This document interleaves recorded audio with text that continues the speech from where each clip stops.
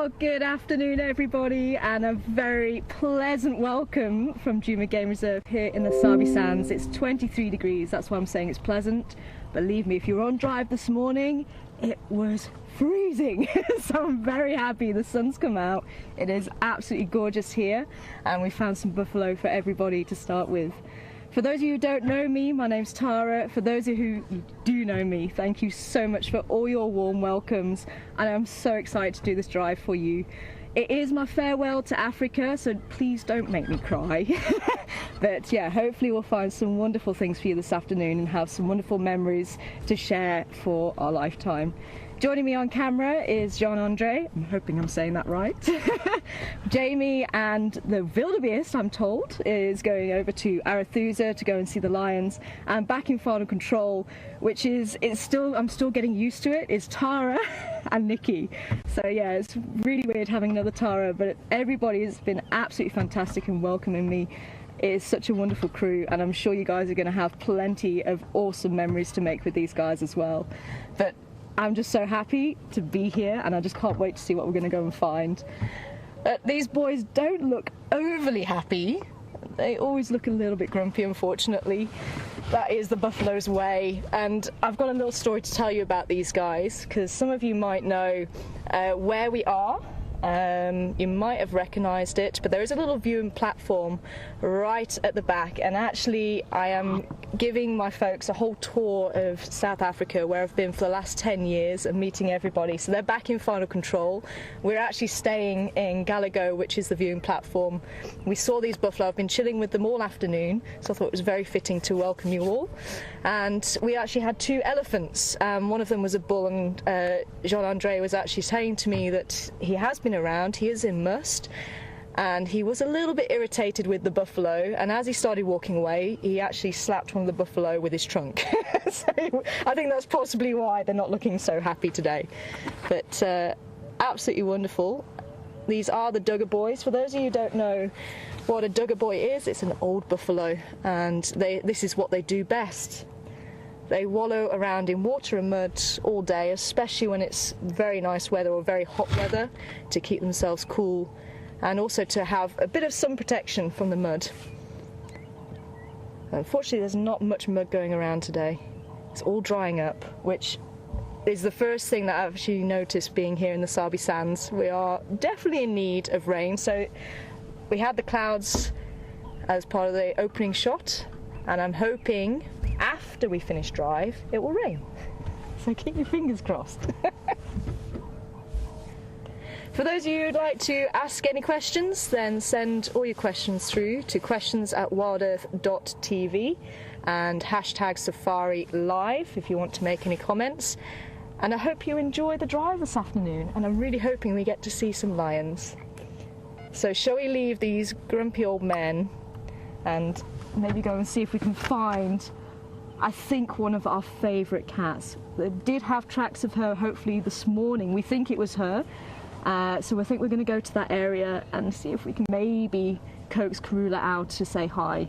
So keep your fingers crossed. But let's see what else we find along the way. Who knows? This is the bush. It is live. Anything can happen, as my folks have actually been finding out. So if you're new to the programme, jump aboard. Let's go and see what we can find.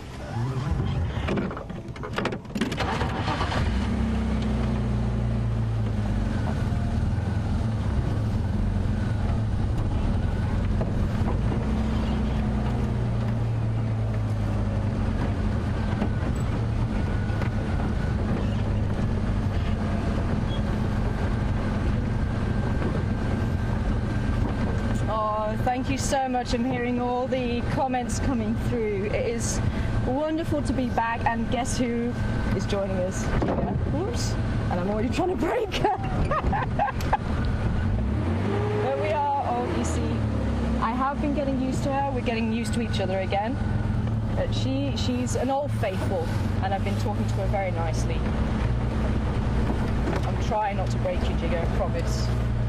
But she's done us proud in the past. She is one of the best Land Rovers. She's just so nippy, she gets everywhere.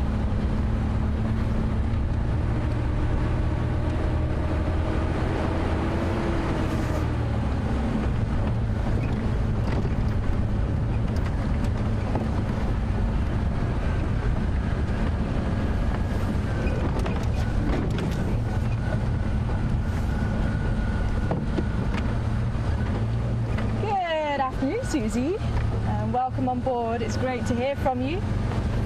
And some of you may not know what I left WildEarth. I was actually with WildEarth for about just under 2 years, about 3 years ago. And since then, I have been carrying out study on leopards in the Leidenburg area. And I've actually started doing a PhD. It was about 2 years ago now, so I'm going into my final year to write up the thesis.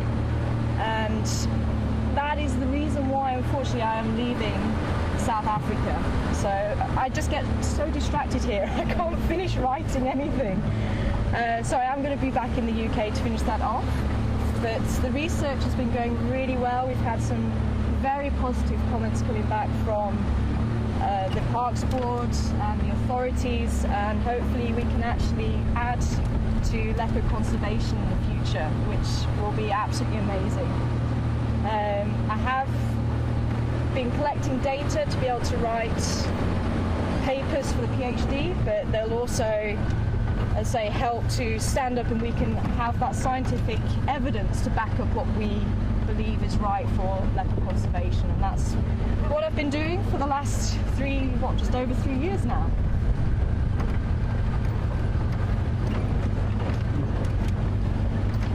So I'm trying to remember the names of all the roads, so apologies if I forget to tell you which road we're on. We are on Vubu Road at the moment, which means hippo.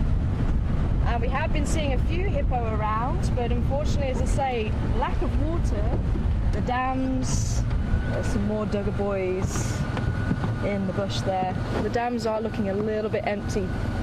We are going into a drought for the next couple of years, apparently it's predicted. So it's going to be an interesting time to see how everything copes with that dry heat. There goes the boys. So unfortunately that's why there is a lack of mud on these duggar boys. And it is Zulu for mud.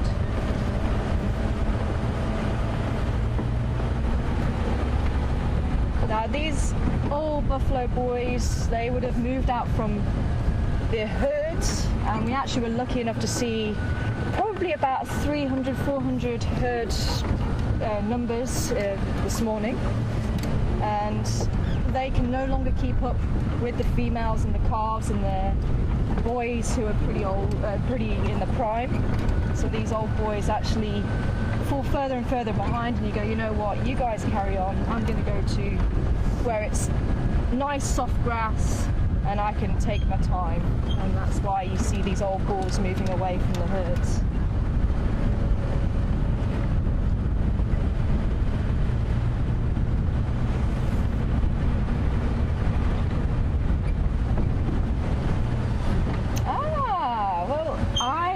Carry on looking for hopefully Karula and other animals for you, but Jamie has got some elephants for you, so we're going to switch over to Jamie now. Enjoy the elephants and hopefully you'll be back soon. Bye for now.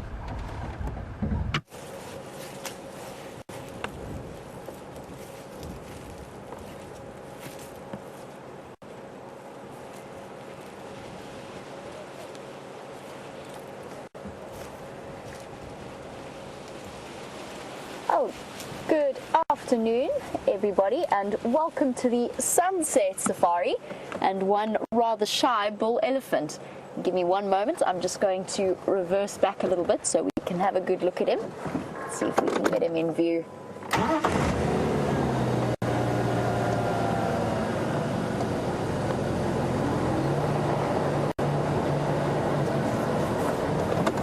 Hello boy, what's up? Here's the rest of your family. This is a teenager. He's right on the cusp of getting to that point where he's on the outskirts of the herd all the time, getting ready for that time when he's going to head off on his own and find the company of other males instead of the herd that he's been with his whole life. Generally, these little boys are a little bit more nervous because they're out on their own for the first time. Look at the way he maneuvered that. Direct crunch. Anyway, Anyway, for those of you who don't know, my name is Jamie, and I have VM on the back on camera with me this afternoon. And I'm sure that you are all absolutely thrilled to have Tara back in the driver's seat. It's been an amazing experience to get to meet her. And VM and myself have returned onto Arethusa to follow up on the unfolding lion drama, which I'm going to fill you in on in a moment. But for now, we'll enjoy the peace of this young boy. He's calmed down a lot now.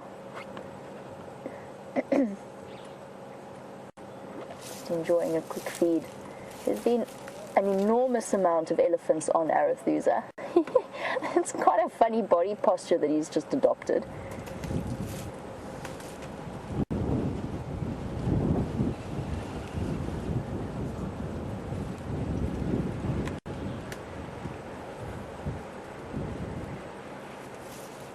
Hello, boy. You got to see his tongue fold a little bit there. Shuffle back a little bit more. Try and keep him in view. He's being very obliging, but I think he is going to move off soon.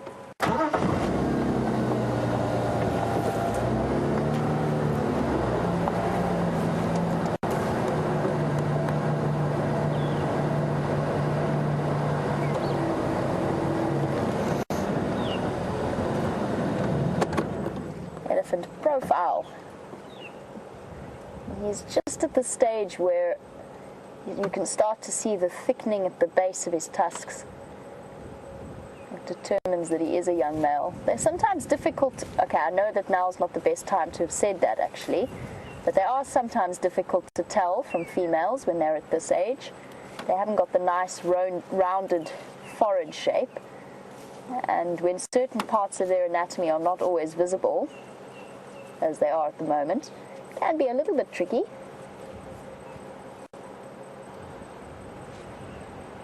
He's, I think, going to move out of our view very, very soon. We go back one more time, and then we'll chat a little bit about what has transpired with the lions. And I have a chance to redeem myself from my tracking confusion this morning.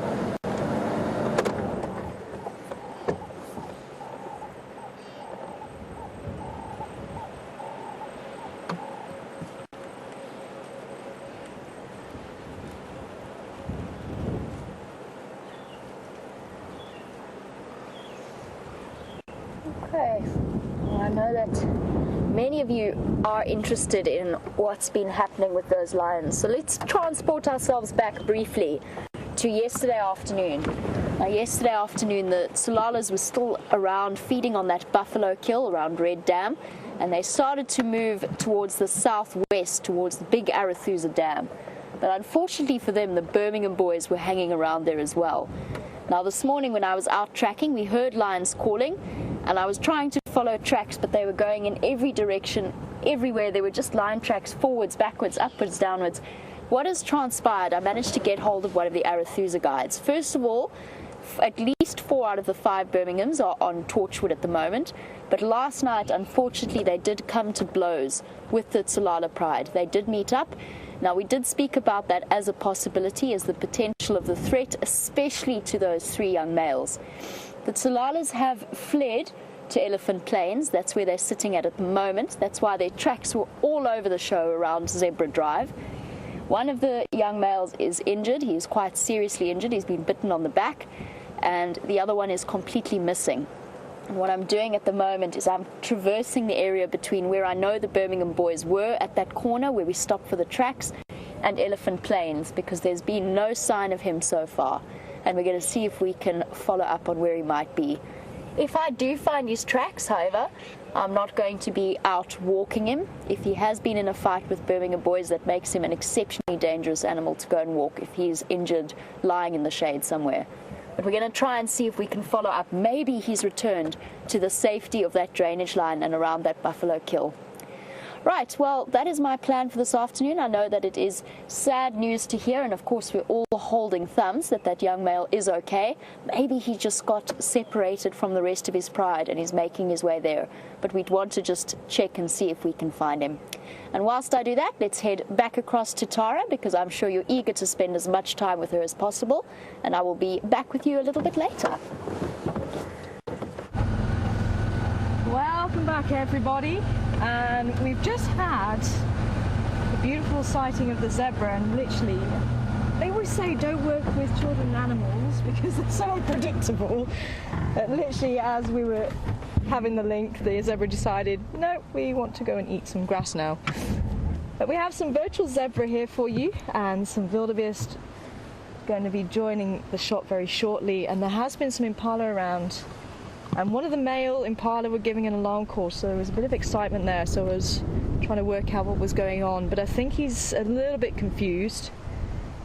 He's still not sure, and you might have picked up, I don't know actually if these microphones are picking up, because the technology has got so much better from a few years ago.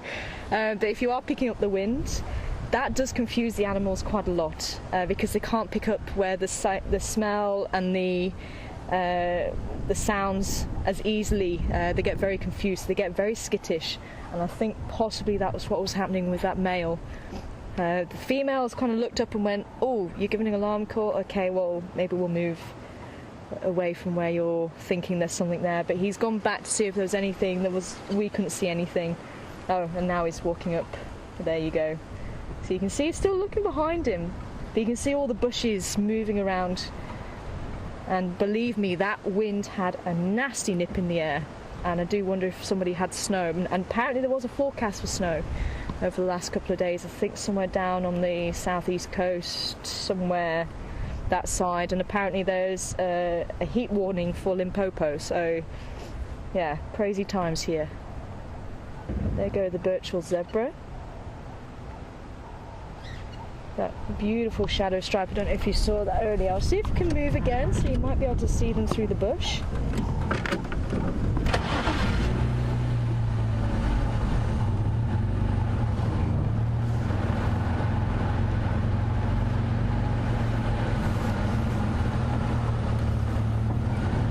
Can you see them through there? There you go. You should be able to make out that brown shadow stripe in amongst all the black stripes, and that is unique to the virtual zebra. You might notice the stripes are quite thick as well, whereas if you go to East Africa where the Grevy's zebra are, they're very thin. And then you have the male impala in the front there.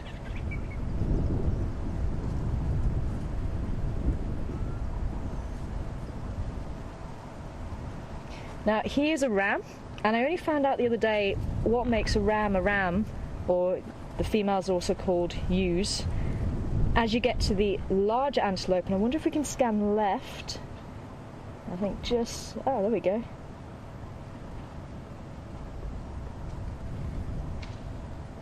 He's going to come back this way. This male, he's causing all sorts of problems.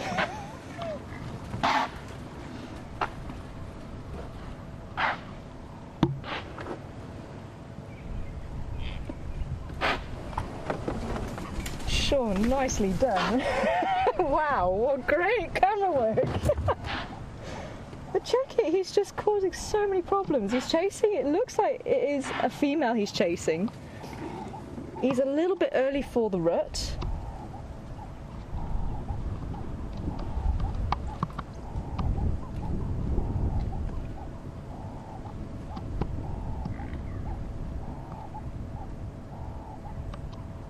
But hopefully you picked up that snorting, and you might have heard a little bit of a grunt as well. They kind of at the end. Not the world's greatest impression, but hopefully it gives you an idea. Such a beautiful antelope, and it makes quite a odd sound for such a stunning antelope.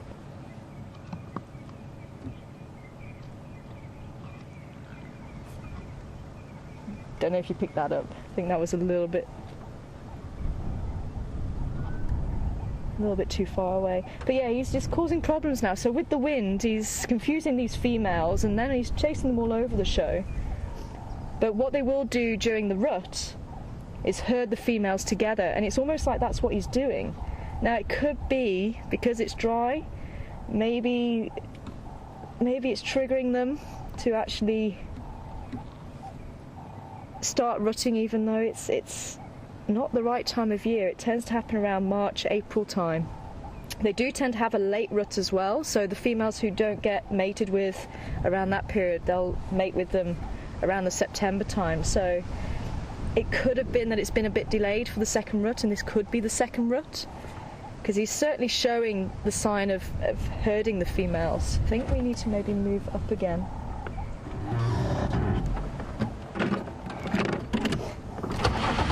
But the rut is usually triggered by the shortening of the day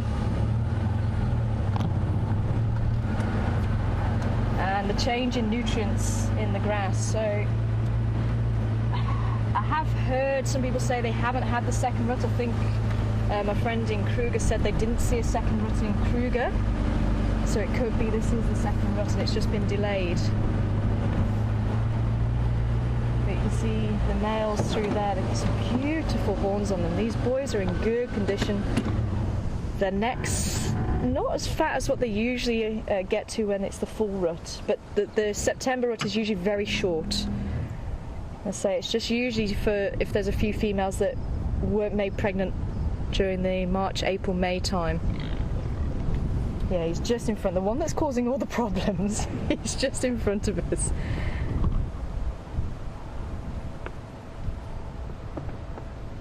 There he goes again.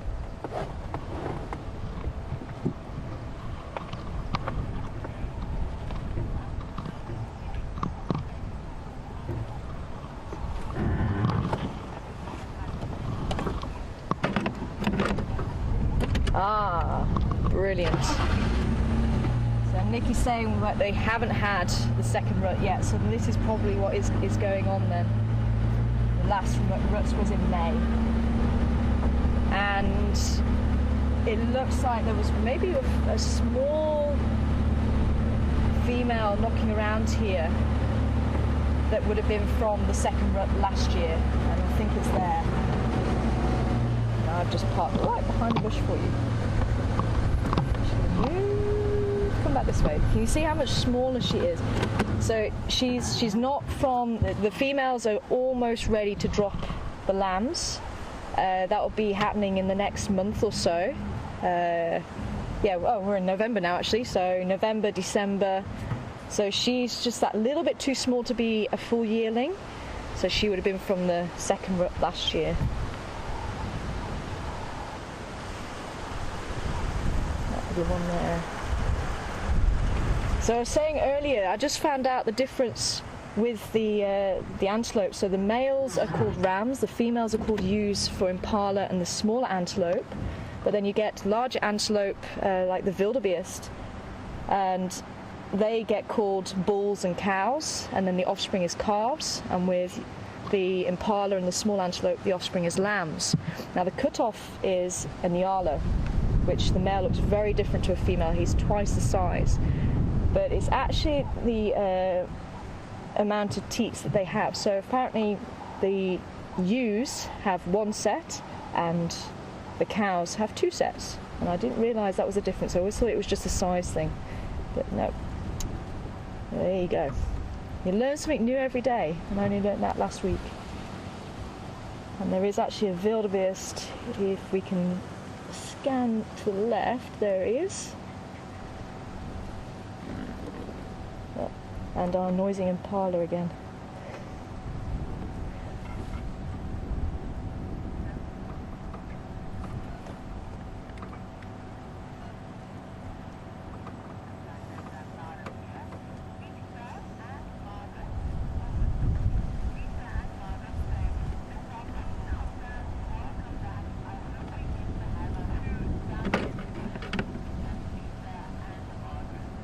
Lisa and Margaret, I'm sure we will. Lisa and Margaret saying, I hope we have a whodunit. But look at this wildy. Now it could be that he's got a midden over there, And that is one thing they really like to do, is roll in dung, because apparently the females find it attractive. Whoever told them that, I don't know, but apparently they do. So it is possible. Yeah, is that him toileting there as well? So he will use the same area to go to the toilet. That's what's called a midden. But he is actually a bit picky. He won't roll in fresh dung, he'll wait until it's dried. So he'll have a few middens dotted around, and then he gets his scent all over him as well. That's also why he's on his own. So he's a territorial bull, but it's very common to see territorial animals when there's a chance to be with other animals. They will be with those animals for safety in numbers, because if he's holding on to his territory, he needs to make sure he's here so that no other wildebeest will take his territory. So he will have to be on his own, but then that means he's got to watch out for predators as well as feed and drink. So if he's got the luxury of other animals around, he can spend a bit more time either feeding or marking territory and knowing that they've got his back covered, basically. So very normal to see different species together, but they don't compete for the same food, and that is how they can actually survive together. Have you calmed down now, mister?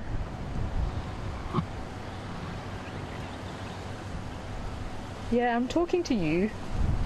You're upsetting everybody. They are beautiful though.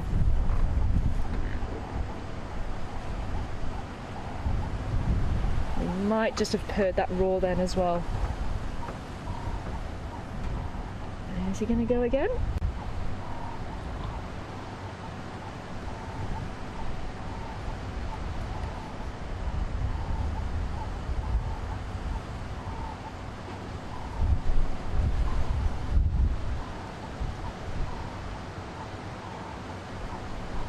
Yeah, there's a few females over there.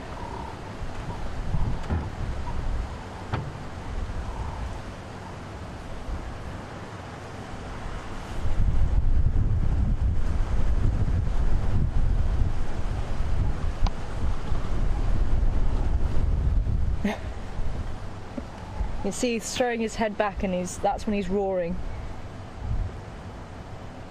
So the alarm call is just the snorting part. You don't get the roar with an alarm call. But you can see he's displaying there. So there's a few males that walked off behind him, so I think he's trying to round. There's a few more females coming into your shot now. There you go.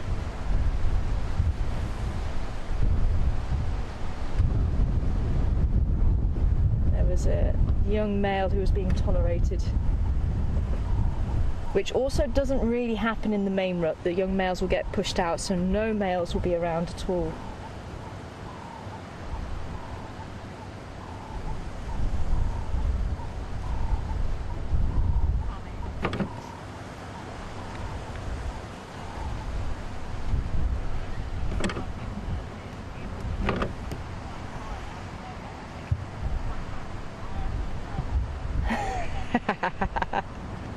Good to hear from you, Rosie.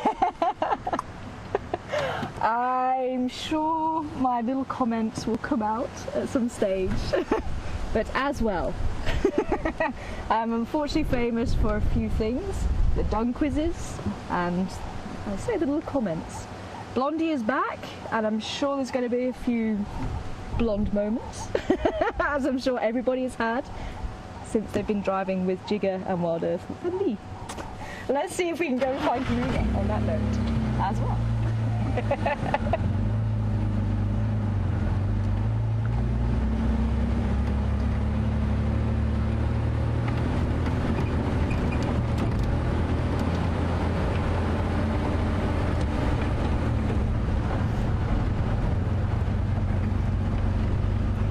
Hi Elaine, welcome on board from Massachusetts. It's great to hear from you. And Elaine would like to know, would animals roll in dung to try and mask their scent from predators?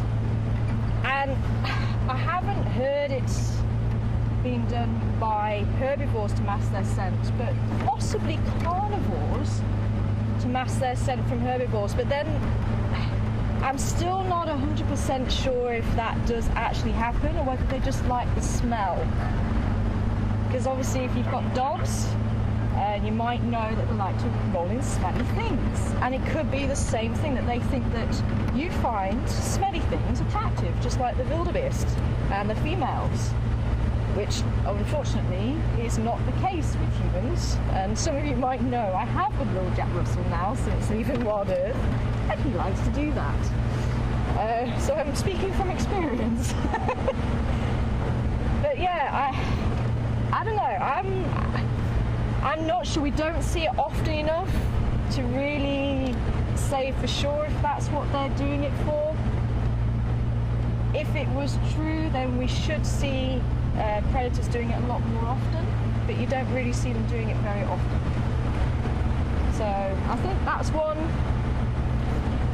Maybe you'll find some evidence to support whichever theory, but I think it is just a theory at this stage. I don't think anyone's proved it. So we have crossed the quarantine area.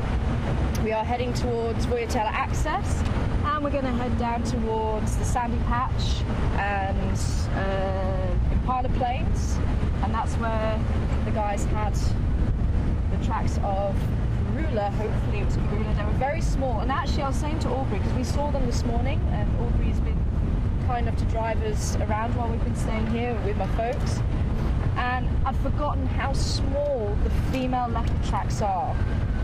Through my research over in Leidenburg, we've actually been looking at the sizes of leopard tracks, and we take the measurements, and we were hoping maybe through simple measurements we could actually ID individual animals scientifically, so we can say for sure, yes, that cat walked here, and we can gather that as scientific data.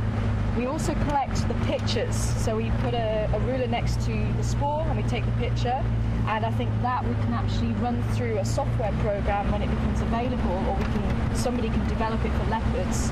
I know they've done it for tigers with the pug marks, so it's only a matter of time before it can be done for the leopards and in the substrate that we have. So it's very similar to this substrate, because thick or thin sand will change the dimensions and the length and the width and everything of the spoor. Unfortunately, ooh, Dacre. Oh, and that is why it's called a Dacre. It means to dive, and it does that so well.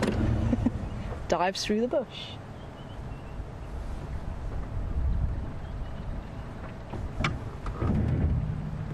And that behaviour right there, very typical for the bush antelope, because they're using the bush to conceal themselves. So it runs, you can't keep up with where it's gone, and then it freezes in the hope that you haven't seen where it stopped.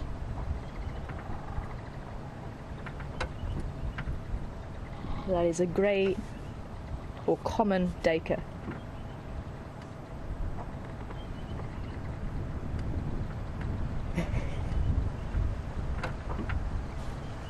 Interesting little antelope. Most antelope are pure herbivores. They only eat grass or leaves. Grazers eat the grass, browsers eat the leaves. But this little guy eats fungus,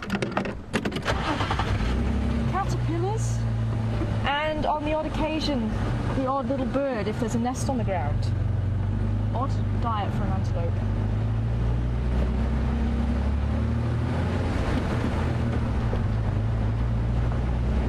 I was saying about the spoor. So here, the spoor for Karula is much smaller, and it's smaller than the cubs of the leopards where I'm doing my research. The females in that area are just about the size of a male leopard here, the spoor, the tracks. So the males that side are almost like baby lion tracks. It is incredible the size difference between the leopards there in the Leidenburg, in the mountainous area, and the leopards here. The leopards there would dwarf these guys. They would make them look very small. So a male leopard track out there, you're looking about 100, maybe 110 millimeters. So you're looking about this sort of size, whereas here, they're up to maybe 18, 90, which is, say, female size, which is about that. Much, much smaller. Yeah, very interesting.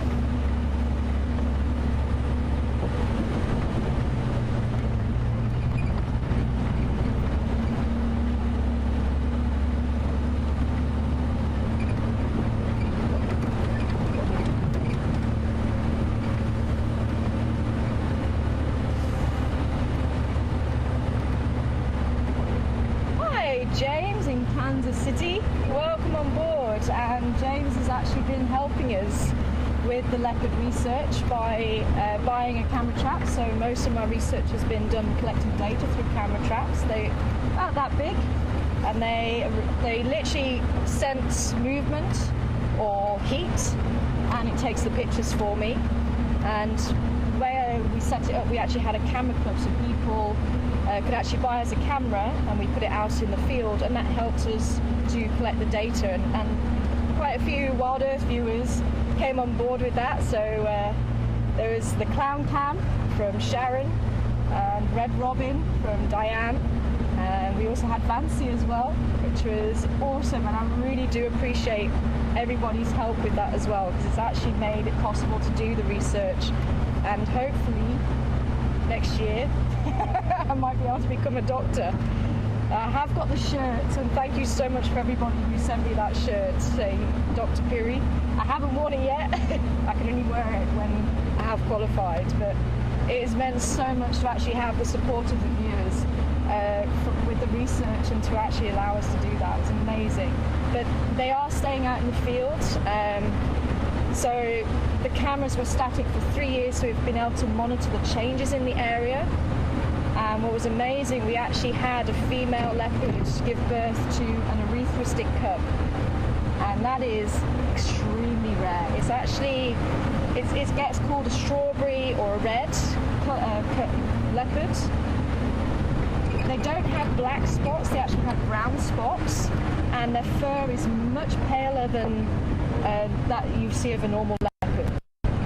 So nobody, because it's so rare, nobody really knows how it's passed on, but the female who gave birth was normal coloured, and the sibling is also normal coloured. So it is possible, it's what's called a recessive gene, and for an animal to produce this rare colour variation, male and female have to have this gene, and they have to come together to breed, and then they have to pass on that particular gene. If the dominant gene gets passed on, regardless of whether the recessive gets, so if the male passes on the recessive and the female passes on a dominant, it will stay a normal coloured leopard. It must be both male and female pass on that recessive gene for it to be. And it's the same with melanistic leopards, so there's too much pigment. So it's either this erythrostic leopard is either doesn't have enough black pigmentation, or it's got too much red pigmentation. And again, we don't know exactly what causes it, so it's those two options. The melanistic or the black leopard, which incidentally can be called a panther. A black jaguar can be called a panther as well. I know a lot of people say, oh, the panther is something completely different. It's just a black cat. That's all a panther is. Hey, Steenbok! Another dwarf antelope.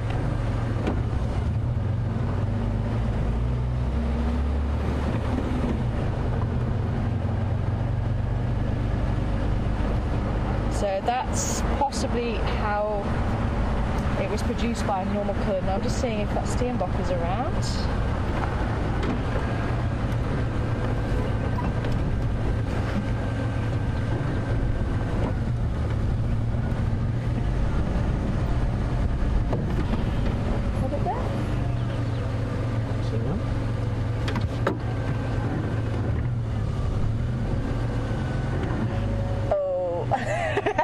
That's my first stump of the drive. Yes, go me. I thought that was the Steenbok, but I think it is a stump. Yes. By the way, I'm very good at spotting stumps. Oh, awesome.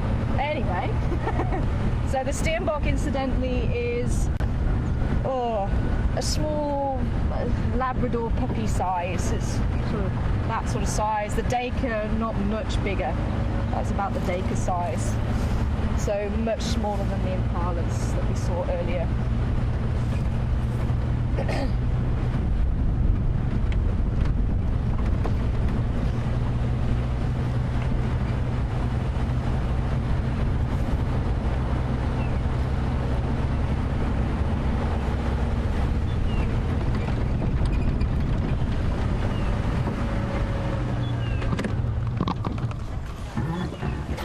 Mischian, Donna and Binky, welcome on board to you all this afternoon. I hope you're enjoying the wonders of Juma this afternoon. Great to have you on board.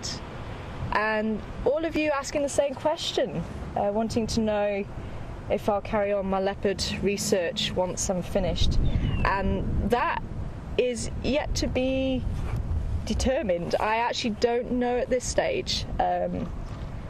I am going to hopefully still be a part of Ingwe to a certain degree, because obviously we've put a lot of groundwork in with the research, and obviously Will and Carol put a lot of groundwork in previous to me joining them in 2012. So I certainly would like to still keep a hand in, but I'm still not sure what other projects or what else is available to me at this stage. So I'm going to be talking hopefully at a conference in Edinburgh, and I'm hoping to meet a few people there and see what is available and how I can maybe help Ingwe in a different way, and maybe even be like a consultant to help other projects get off the ground. I'm kind of looking into all of that sort of thing, because I don't want to miss out on the field.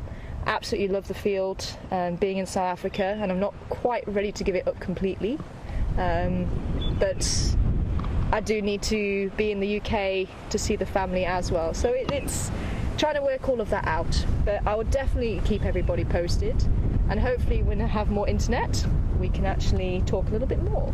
But on your screen at the moment we have the long-tailed, or magpie shrikes as they're now called, and a whole family of them. The longest tail will be from the male and shorter tails from the females, and they are cooperative breeders, so there's about 4 in the tree, but we're just seeing 2 at the moment. And you might be able to hear that liquid call. That a lot more liquid than I can make it. One of the juveniles just flew off, probably this year's or last year's clutch. It'll be chicks from last year to help bring up this year's chicks.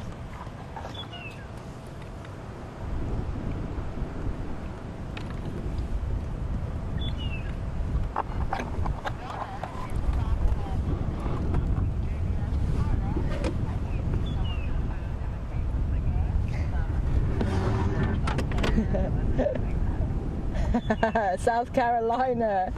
Donna, I hope you're enjoying the bird calls now. Yeah, okay. I know I really do enjoy mimicking birds and animals, as the regular viewers from when I drove were aware. I think possibly some of them were better than others, I think. I think my favourite one was the go-away bird, which used to be called the grey lory. There it goes. That's probably my best one, my favourite one to do. I don't know, how accurate do you think that is? Pretty good. So yeah, I'll see if I can do a few more along the way, but I won't spoil you. Still looking out for some dung for a Who Dung It quiz. We've got to have one Who Dung It, at least. But we'll see. So we're actually in Sandy Patch now. Hopefully, Karula, please, maybe show yourself today. That would be amazing. But apparently she has been around, and apparently she has been mating with a new male. I don't know him, Tingala. And I think he pushes in from, is it the southwest that he pushes in from? I believe, I think. So she's been with him, I think you said you saw him 2 days ago. They were on feeding on a kill. And apparently, was it the Salalas you said? Were actually chasing them away from their food. So she may be mating, it depends on where they are through the cycle, because leopards can mate 2, 3, 4, sometimes up to 6 days. And some of you might remember I had an amazing sighting. It was, I think, maybe 3 or 4 o'clock in the morning. I'd heard what I thought was a lion coughing. Turned out to be Karula, and she actually walked up between the old garage and my room, up the path, and she came around the corner, and I looked out and I thought, can't see the lions, they must have moved off. Looked out the window, and it was literally just moonlit on one patch, and she stepped out of the shadow, stepped into the moonlight, she lay down, and it was Yambili or Dan that was with her at the time. He covered her, she turned around, swiped at him, they both got up and walked off.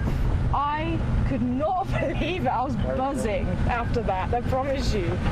Very, very rare to see leopards mating. So I think, did you guys actually see it? The mating? Or just the fact that they've been with them? Yeah, we saw them. Oh, you actually saw them. So you guys have been privileged to see leopards mating. And that's just one awesome thing that you get to see on WildEarth. And that is what I love about WildEarth. You just never know what you're going to see, what you're going to find. It could be around the next corner. We could bump into maybe Karula. Please. Fingers crossed.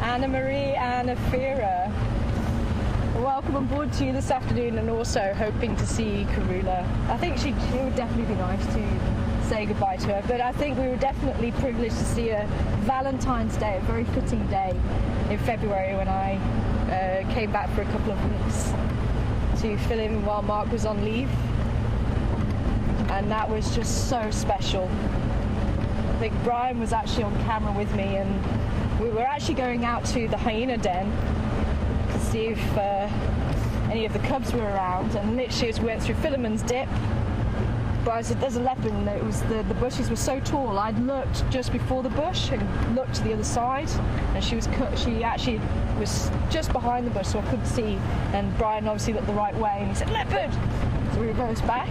She was busy drinking, and I laughed. All we saw was the back end. And I laughed and said, oh, wouldn't it be wonderful? It was Karula, really not believing it would be. She turned around and said, oh, you say me? My name? And there she was. You could see, because Karula, for those of you who don't know, very special cat. She has been the star, I think, or one of the stars of the show for many years now. And she's got wow above her head.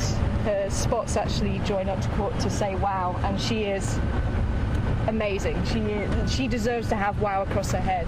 Successfully reared 4 sets of cubs, which, especially in the Sabi Sands, where there's a lot of leopard already, infanticide, where males actually kill cubs, does occur, and I think on a higher number than what we realise. She has managed to get 4 sets of cubs through to adulthood. Now, obviously, whatever happens afterwards, they're not under her protection. But yeah, amazing cat, absolutely amazing cat. And you'll see her feed on something small, and she has a kill, she'll go out, she'll feed, she'll go out and kill something so it's ready in line for her cubs. So she'll leave the cubs on the one kill and go out to get her next one, and she just goes. She's, yeah, amazing, absolutely amazing.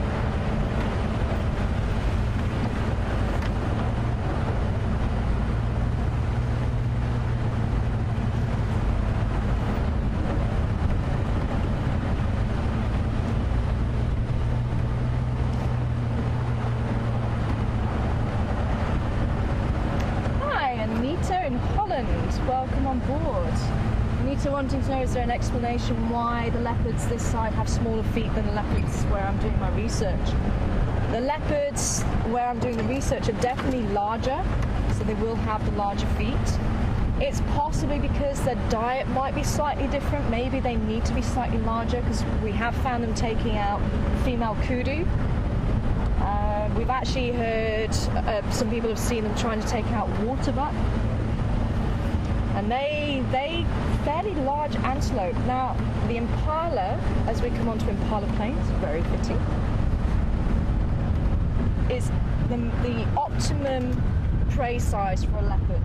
So they've actually found it should be around the 23 kilo mark, and an average weight for an impala is about that, maybe a bit heavier, maybe up to 24, 25.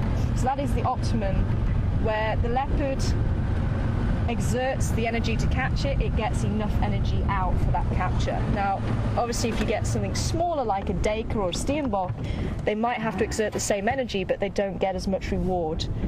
So that's why we say the optimum size. But the leopard is so special. It can actually eat things like the insects, maybe guinea fowl, the small antelope, the medium-sized antelope, which is what we're looking at now, the impala, going right up into the large antelope, like I was saying, the kudu, and, oh nice, jumping around.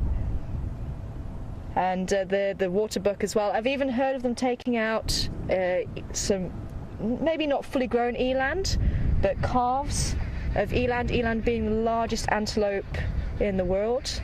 So they can take out the eland. The males can reach about a ton, so you're not really going for the ton animals, but certainly, you know, the calves. So they can eat a whole variety of things, and they're actually able to do that because of the size. The females, you're looking about 45 kilos on average, males maybe about 70, 80, and as I say, where I'm doing my research, the males sometimes pushing up to 90. I think in years gone by, 100 kilos was not uncommon. So I'm just scanning the area because this is where the tracks were last seen heading through this block. Just hoping maybe the impala can give her away.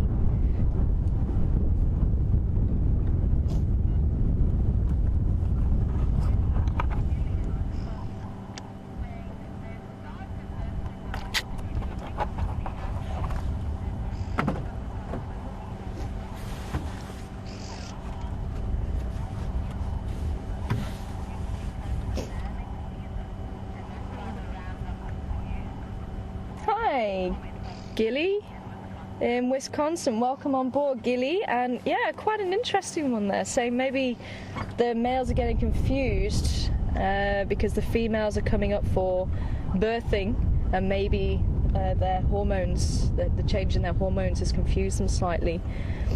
And that is a possibility, because the change in the hormones apparently does trigger the change in the testosterone levels of the males. So maybe that is a possibility, that second rut comes around because of that as well. Who knows? And that's one thing that you learn about nature. You think that it's all been learned and everybody knows everything, and actually a lot of these things that get told to us are only theories, and it's only until someone can prove them can we say yes for sure. So until someone comes along with another theory that makes sense, then that theory stands, and that's how it goes. And I think the more we learn, the more we realise we actually don't know. But it's definitely exciting to find out. Because in years gone by, people actually thought that impala could hold on to their young until the rains fell, and that's not strictly true. It's all based around when the rut occurs. Yeah, so if you have a rut that's late, heading west again towards the Torchwood. Okay, over there, yeah. Go not around there.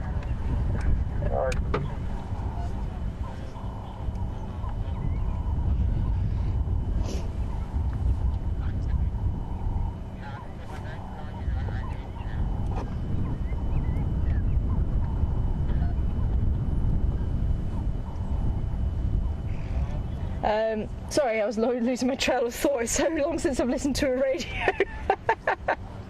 Just listening up to the updates there.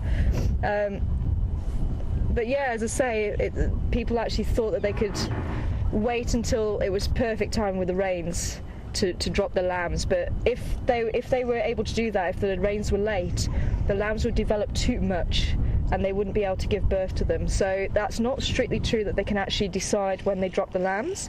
If the rut was late, the lambs will be dropped later.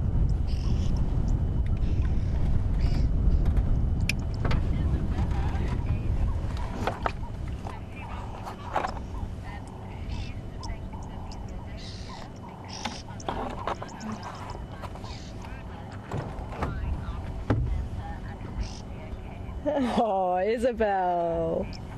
Isabella, sorry, and welcome on board. Probably one of our youngest viewers today, age 4. And I hope you're enjoying the impala. Isabella was saying she used to get confused. She thought these were reindeer because they were running around as if they were trying to make for a position for the Santa's sleigh. And they do run around a lot, and especially you guys are going to be so lucky to see when these ladies do actually drop their lambs. They're going to really, it's going to be awesome because the babies, it actually happens at the same sort of time, and the reason for that is to make sure there's too much food so that the predators can't eat all the babies. So they'll actually exercise and run around, so it strengthens their muscles, strengthens their legs, and they will do all the kicking up in the air. It's amazing. You actually get to see their daily exercises, and it's so awesome to see. And you just see all these little babies bouncing around and running around, and that is why animals play, so that it gives them the skills, and it also builds up the muscles so that they can become stronger animals and more likely to get away from predators.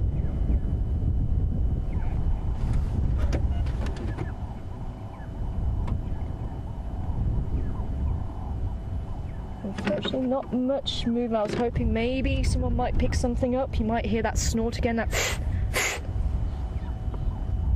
but they're all pretty relaxed. You can see the tails flicking every so often, and that just shows that everyone is nice and relaxed. If they stop flicking the tails, then they start becoming a little bit more alert.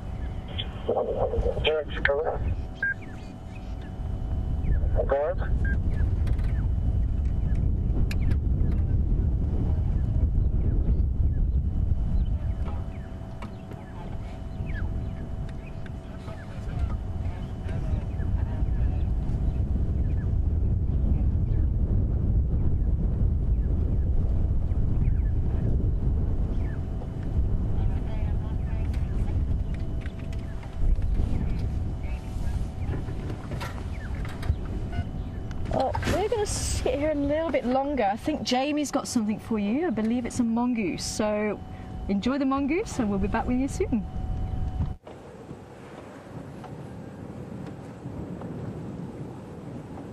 We do indeed have the mongooses. And look at the one at the back in the middle sitting up. Doesn't she look rather large to you? I wonder if she isn't pregnant.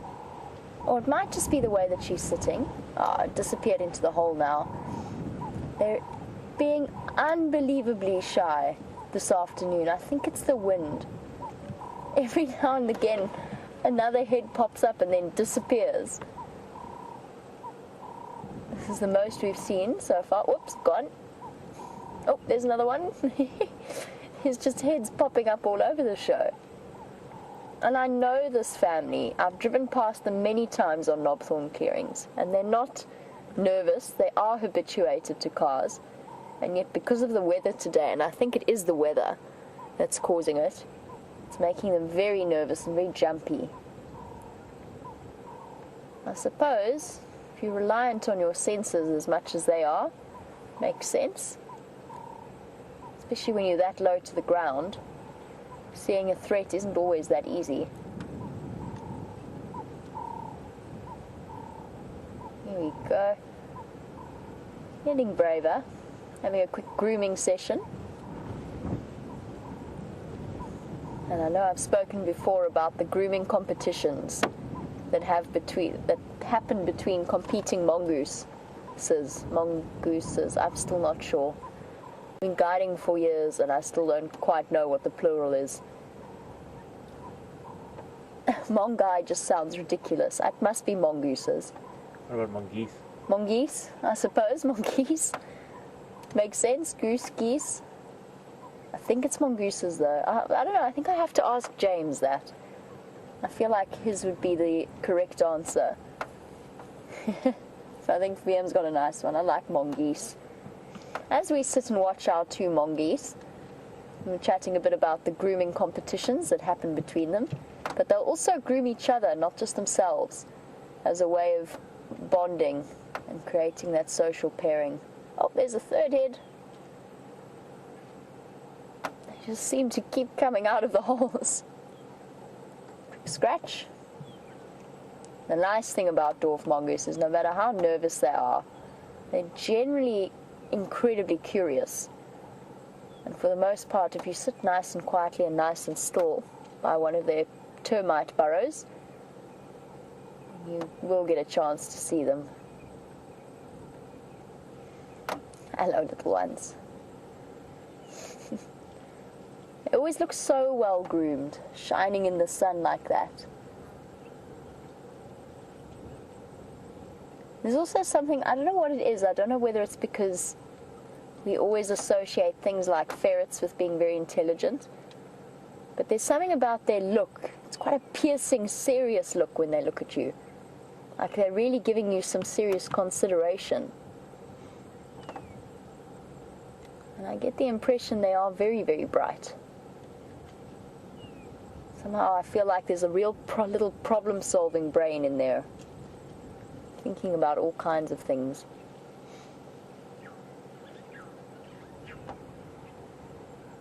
Oh, another head.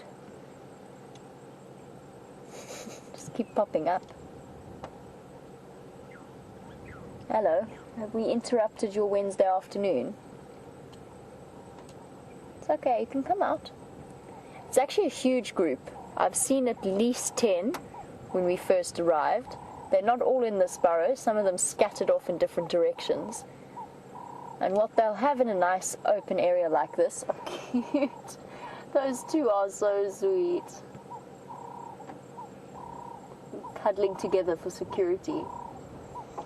What they will have while they're foraging in an area around their burrows is they'll have a couple of different bolt holes to run to.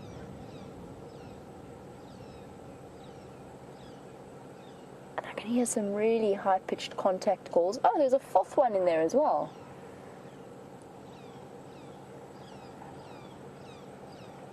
I wonder if one of them hasn't become a little bit disconnected from the others. There's some really high-pitched squeaking sounds. As VM pulls away, gives you a little bit of an idea as to exactly how small these little creatures are. They are absolutely minuscule.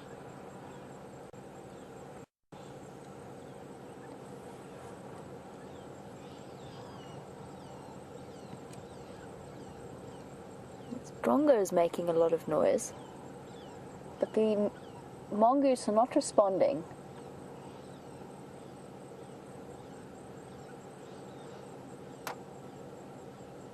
Can't be a contact between them.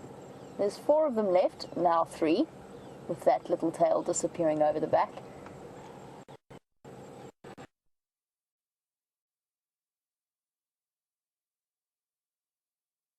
Outside a burrow like this for hours at a time, you know, even if I bring a book or something and just watch them and the play of dynamics that happens between them. Now, if they do have babies, and they do breed every couple of months, and of course only the alpha female and the alpha male will breed, but I'm not sure if any of the viewers have seen them, but I certainly myself have never seen dwarf mongoose babies, not little ones anyway. And for the most part they'll be tucked away in the burrows there.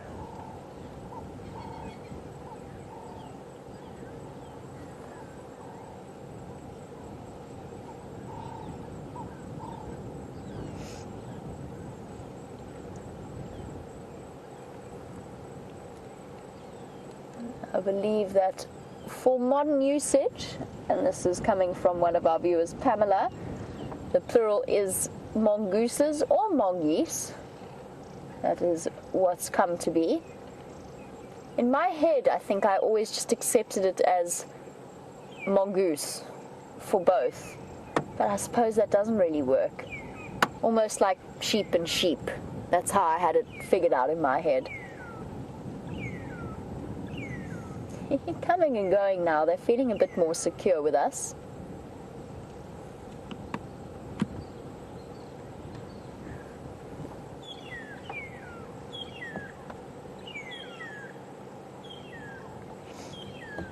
I touched on the fact that I've never seen mongoose babies and that they might be tucked away. Oh, that little one's got something on the left. I don't know what it's after. Oh, something's being munched. Well done. Possibly something like a little moth or a tiny grasshopper. The smallest predator out here, or smallest carnivore in terms of mammals. But yes, as I said, she might be pregnant, not this one, but the one that we first saw. And I've never seen dwarf mongoose babies. They're always hidden away deep in the burrow. I think you have to get lucky and earn a little bit of trust from the parents and the rest of the group. But Blue Jay, you were wondering if they did, how many babies would they have? And I think it's averages around 2 to 6. Not an enormous amount. The smaller the number, obviously, the higher the chance of survival rate for those. I think they're called kits. I'm just trying to think. I think they're called kits, is the official term for a baby dwarf mongoose. They definitely aren't cubs or pups.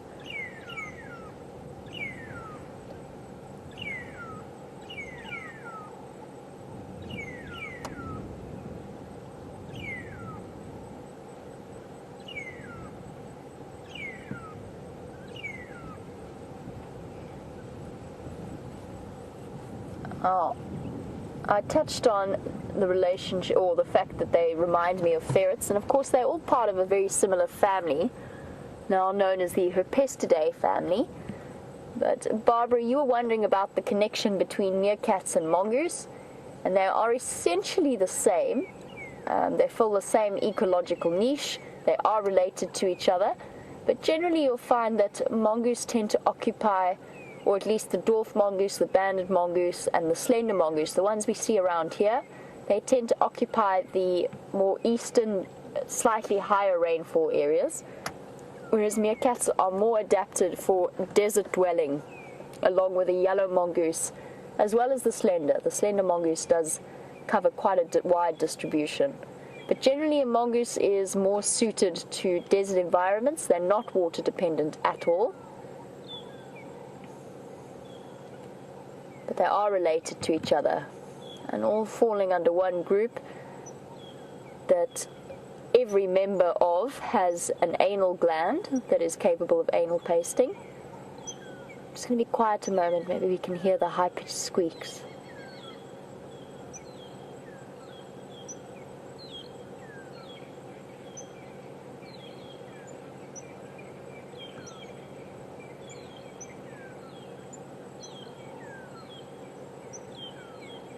So faint.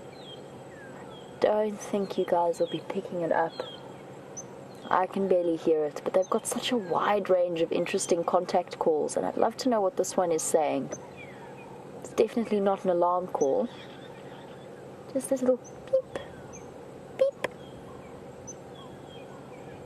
Yes, the high-pitched beeps. The high-pitched beeps, if you are hearing those, that is the mongoose.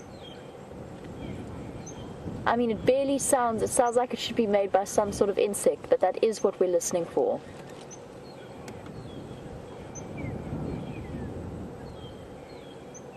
Ah, apparently that sound is coming through to you. So that those tiny, high-pitched beeps, that's the mongoose. I don't know what it means, I don't know what they're saying. Some kind of contact call between members.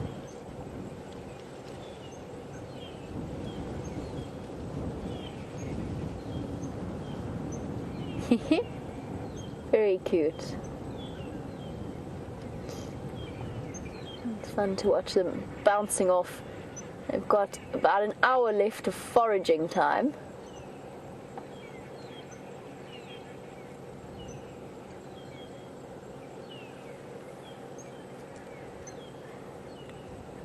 And maybe one day, if I ever do get to spend a bit of time. Whoop, I think that's the last one disappearing off.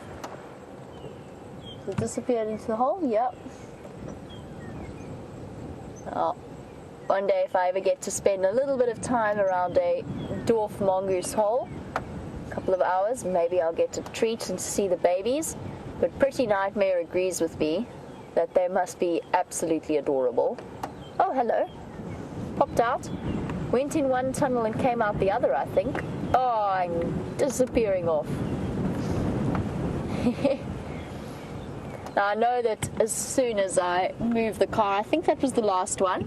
I counted 4 in the beginning, and 4 of them have disappeared off at one stage or another. They're all dashing. Oh, I'm sorry, there was a 5th one, but it's gone. It just shot off out into the bushes. They've all spread out all around, and I know that if I try and follow them in the car, we're not going to be able to catch up with them, and they certainly won't be thrilled with our presence. So we'll leave them be on this windy day, and maybe one day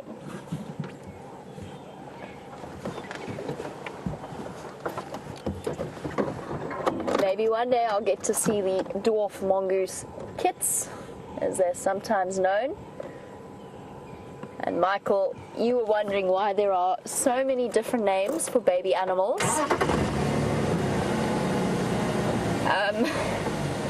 I don't know. I've never really questioned that before. I've just accepted it as a given. It's a good point.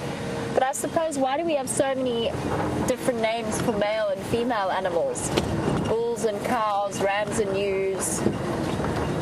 Can't think of another example now. Toms and queens. Yep, for cats. There's quite a few of them. Sure that all dwarf mongoose are away from me.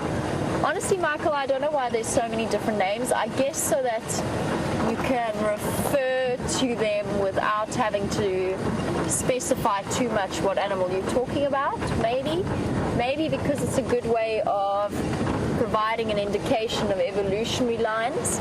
So cubs are cubs. So cats have cubs, big cats have cubs. No, that can't be right, because bears have cubs. No, I'm definitely talking myself in circles here, and I'm going to stop doing it. I don't know the answer to that question. I really don't. Bye-bye, dwarf mongoose. Now, I know that many of you will have been wondering about what's happening with that young male.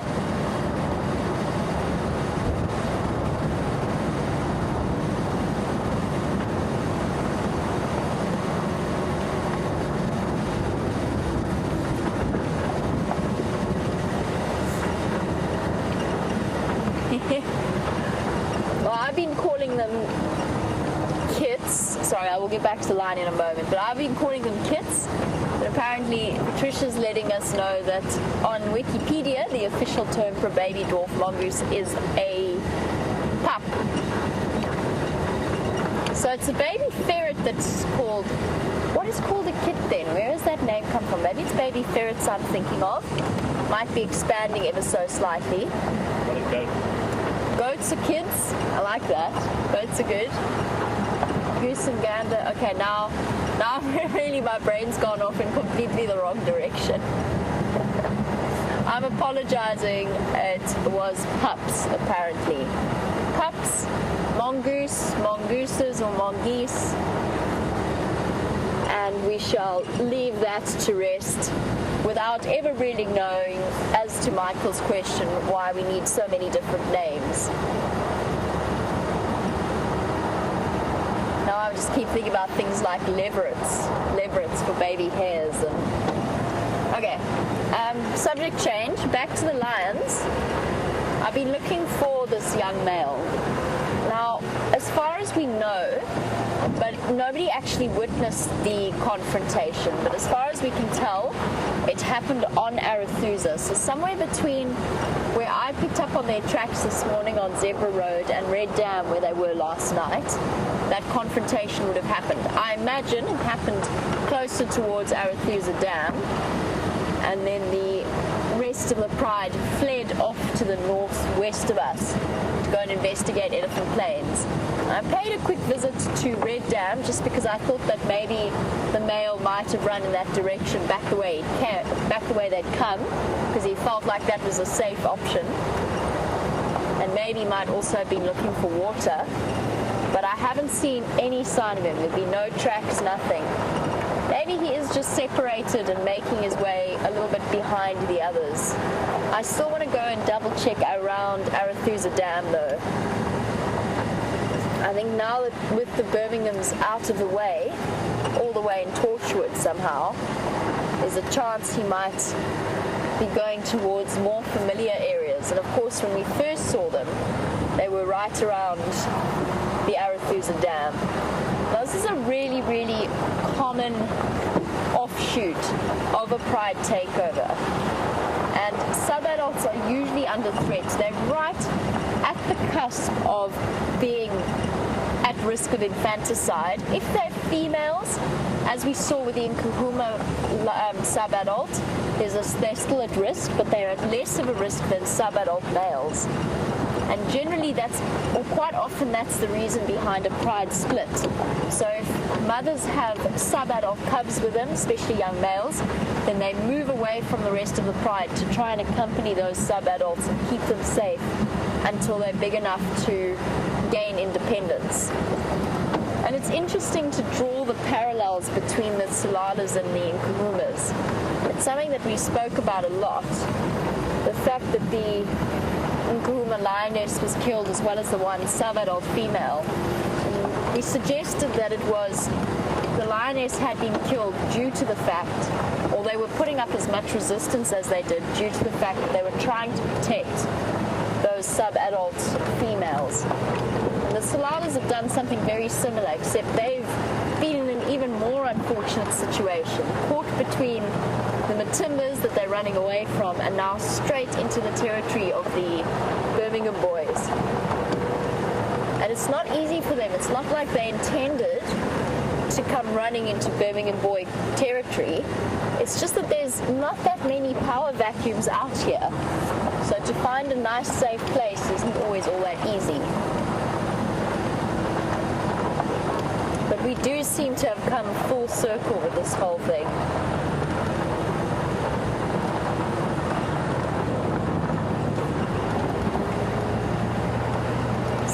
Interesting way that this situation has played out. And I imagine that if we do continue to see the Saladas as we have been, it will be on an intermittent basis. And they'll probably keep moving for another year or so to try and keep those males safe. If we compare and we contrast the Nkuhumas and the Saladas, Junior's got that extra year on them. He's bigger, he can fight, he wouldn't be able to take on all 5 Birminghams, but he could fight back and run. He would have a much better chance than those 3 young males, particularly because they were already injured.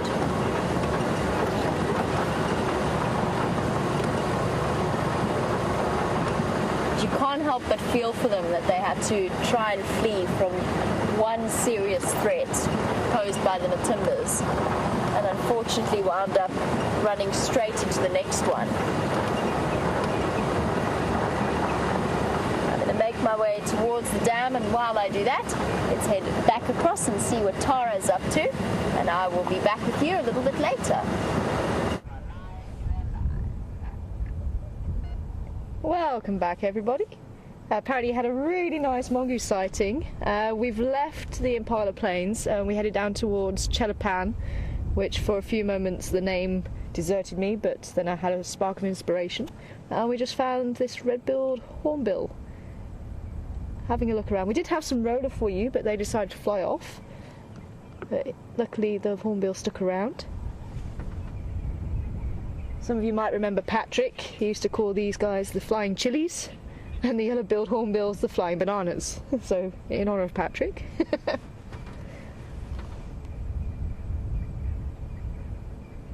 Now, the scientific names for these guys, believe it or not, has to do with how they call. So you have the head-down cluckers, and the head-up whistlers. And I kid you not, that is the categories that these particular type of hornbills fit into. So this is a head-down clucker because they do put the head down, and they go go back, go back, go back, go back, go back, go back, go back. Yeah, no, that's not one of my best ones, I know. That was good. And the grey hornbills are part of the head-up whistlers, so they actually throw the heads back, and I can't actually do that whistle, unfortunately, but it is like an admiral's whistle. So we might be lucky to see a grey hornbill, roughly about the same size. These are quite small. They're not closely related to the ground hornbills, which are the big ones that look like turkeys with overgrown eyelashes, but nevertheless they will eat anything that they find, and I think he's looking for insects through the grass there. They will go for insects, they'll go for fruit. I've even seen, when it was extremely hot, plus 40 degrees, there was bats that were very lethargic that day, and one of the hornbills, it was actually a yellow-billed hornbill, found the bat that was it tried to get underneath a log or something. He found it and he actually took it out and ate it. I've never seen them do that before. I never thought that they would eat bats, and this poor bat, before I realised what was going on, then it was halfway down the hornbill's throat. But absolutely amazing. So they will literally eat anything and everything they can get their bill into. And I do have a whodunit for you, a nice easy one to start with. There we go. So just to give you a bit of a size comparison, there's my hand. So if you want to play along, you can send your answers into, let me put it more in the shade so at least it's all one colour for you. So if you want to play along and tell us who dung it, who made this dung, all you need to do is send it through to #SafariLive or questions@wildearth.tv. Put in the subject line what your answer is, and we'll see who is the first off the mark and see how everybody has been keeping up the Who Dung It quiz. I've been hearing that Jamie and Brent have been keeping it up, so I'm well chuffed. So see how well you guys are doing. You don't know where I've picked it up from, so this is cold off the well, it's actually from quite far back from the Impala Plains.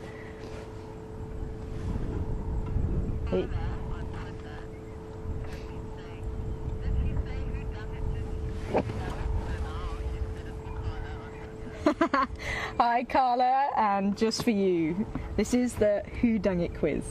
And unfortunately I wasn't the one that noticed the wow on Karula's forehead, but I am the one that, along with a few viewers, I forget now, there was actually some of the viewers who came up with the catch name Who Dung It, and last time we even had Who Sung It, so we'll see if we can find a bird that will sing nicely for you. And unfortunately my impressions, as much as I enjoy doing them, I don't think they do the birds justice. But we'll see who comes back first. So you can see, as I say, next to my hand here, you can see the very large fragments in there. We've got a bit of bark in there. This nice reddy colour, that should also show you they eat a lot of bark. So it has the tannins in there, that's what it makes it a red colour. And almost barrel shaped, so that might help to give it away. When there's a lot of fruit available, then you might even find marula fruits in there. And actually this red-billed hornbill, if I take that off, get rid of all the bits of the debris, but he's actually sitting in the tree, and these guys will root through the dung looking for leftover marula fruits. There he goes. And actually our rollers come back to the left on the dead tree. Yeah, just there. Nice. You might just be able to work out the colours. Apparently there's about 12 different colours on a lilac-breasted roller. And again, such a beautiful bird, and what comes out their mouth doesn't really match the beauty of that bird. It's quite harsh. But the reason why they are called a roller is they actually do a display where they roll in the sky. And I have been hearing them call, so I'm wondering if he would do it today, but it looks like he's getting camera shy. So maybe not today. So I thought we would head on through to Buffles Hook Dam and see if there was anything happening around there, and then maybe head back towards Impala Plains a little bit later, just to see. I'm going to leave my dung there.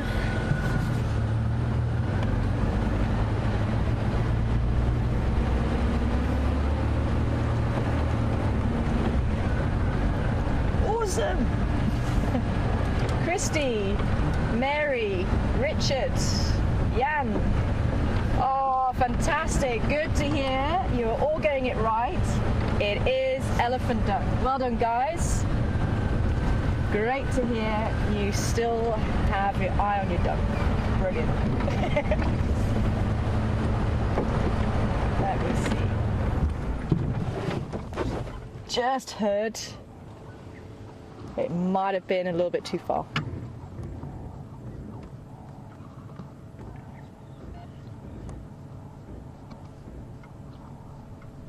There's a few birds calling actually. That could be your who sung it. Do do do. Do do do. Are you hearing them? It's a little bit. No. See if I can get one that's a little bit closer.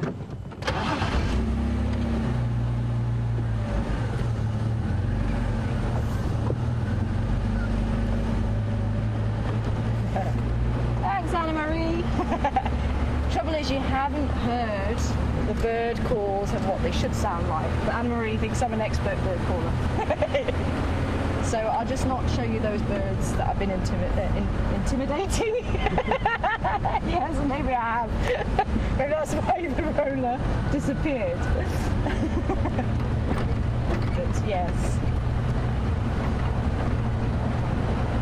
Let's see if I can find a bird that's going to sing closer to the mic for us.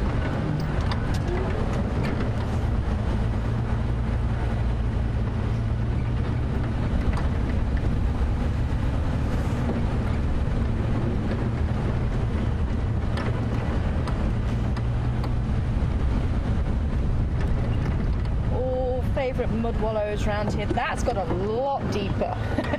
That is still a favourite one, I believe, just judging by how deep that one is. That started life out as a little puddle. And then as the rain falls, that little puddle gets used by warthogs and sometimes maybe even the hyena when it's really hot. And as that puddle grows, then the rhinos and buffalo then go, ooh, actually, that looks like a good place to cool off. And then they'll roll in it and make it bigger. And then, of course, the elephants also then join in the fun.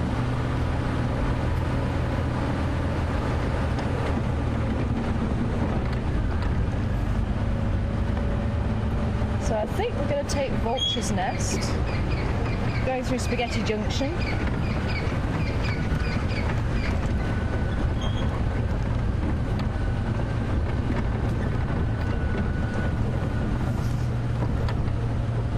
This all changed after the cyclone hit in 2012. It was actually in January. This was completely different. They're absolutely amazing to come and see it after the water came rushing through here. And even down by Twin Dams it changed. It was Twin Dams, a lot of grass, and now I think it probably will still be like that, but there was a lot of sand. It almost looked like a beach. Absolutely amazing.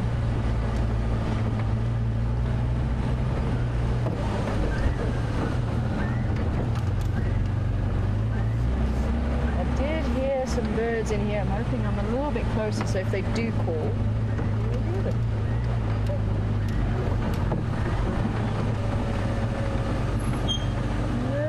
They're going quiet.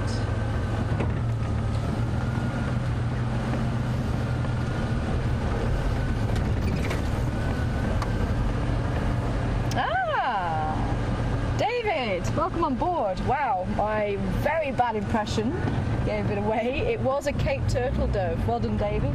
I will see if I can find another bird for everybody to join in. But yeah, the Cape Turtle Dove says, work harder during the weekday.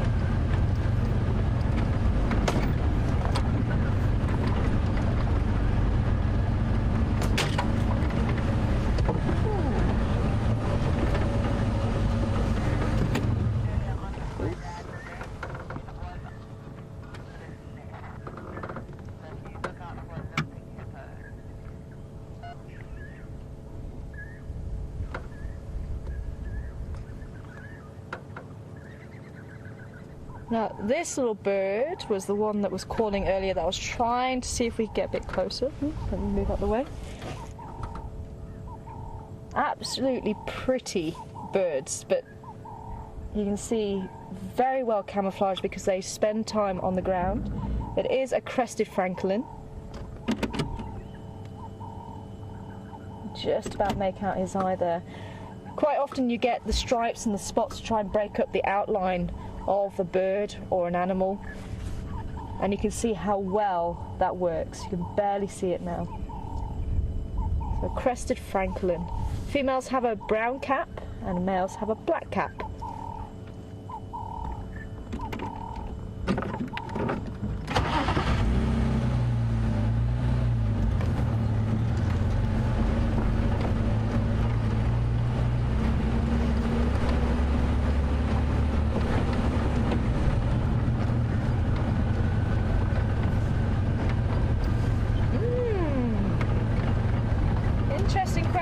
There. Thanks, Alan, in Arkansas. As I'm sure a lot of you are aware, I struggle to pronounce that one. But I've got it now. It's all good. In Arkansas. Welcome on board there. I hope you are well, Ellen. Ellen wants to know what's the thing I miss the most about the drives and what's the thing I've enjoyed the most about the research. Oh, that is an interesting question, a difficult one to answer. I've missed all of this. You know, the fact that wherever you are in the world, you can watch a live game drive from South Africa. What have I just missed? Oh, I was looking at the francolin on the ground. And that's exactly my point. You just don't know what you're going to see. And I have always thought this was just so special. It was such a wonderful concept.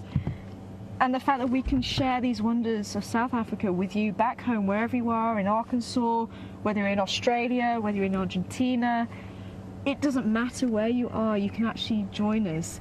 And that is so special. And the fact that we've had people from years gone by still with us, still watching, still enjoying. And the fact that we can actually interact with you and you can interact with us, it's all of that. Yeah, that is what I do miss. That the research has been really exciting for me. Obviously new challenges as well, and learning about a new population of leopards. While we were off air, we were actually talking about the Cape leopard as well. Again, the Cape leopard is much smaller than even the leopards here in the Sabi Sands. So they're about half the size again. So studying leopards that have never been studied before, and hopefully giving more information or adding the information to what is already known, and hopefully changing perceptions of how many leopards there are and what leopards do, that for me is a real thrill. So yeah, quite a difficult one, but as I say, hopefully the leaving or sort of leaving WildEarth and carrying on to do the research, almost getting the best of both worlds, and to the fact I can actually come back and share this with you again. Oh, I'm just so chuffed. See you, huge grin. And I hope you're enjoying it as well.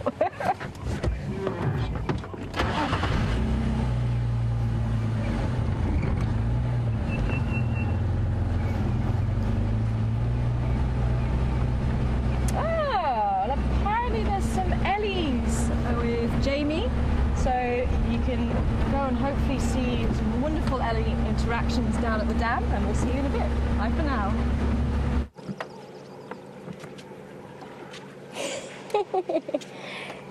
Hello, elephants. That was a quick drink. We appear to have found ourselves in a very good spot to spend a little bit of time with an elephant herd as the sun starts to descend.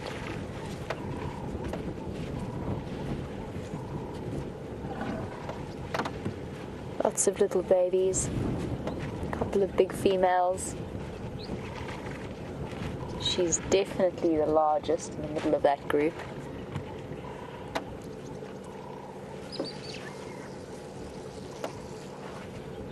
All coming down. Interesting that they stopped where they did. They were about to start drinking and then moved right in front of us to drink. Hello, beautiful.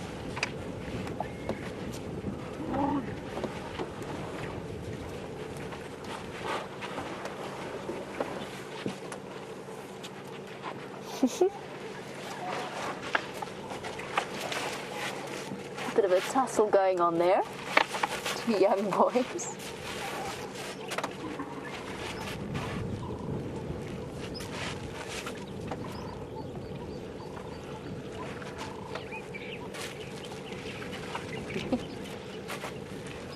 This is a purely playful, I'm bigger than you are. And the one on the right is just a couple of months, maybe a year older than the one on the left, both young males, playing and learning while they do that. Oh no, the draw of the water is a little bit more exciting.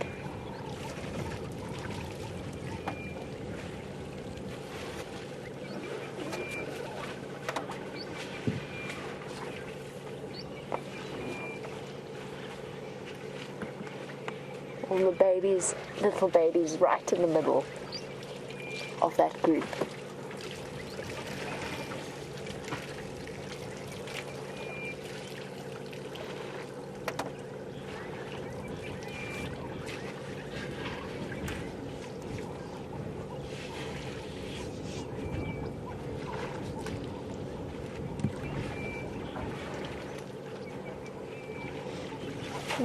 Tiny little one.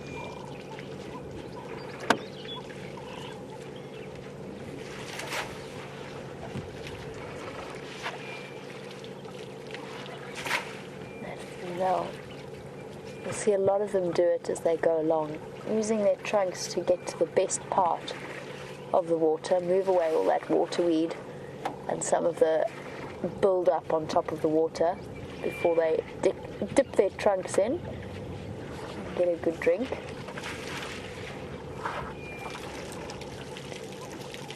Hello, boy.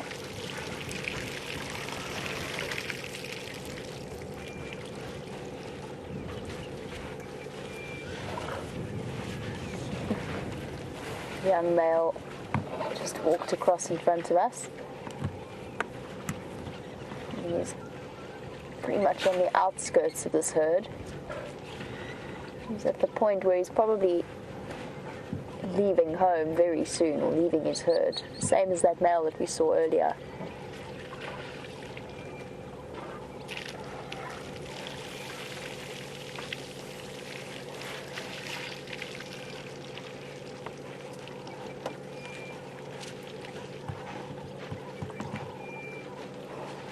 Beautiful.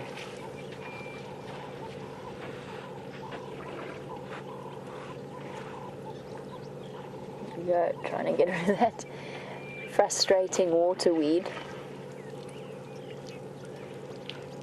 so that they can have a proper drink.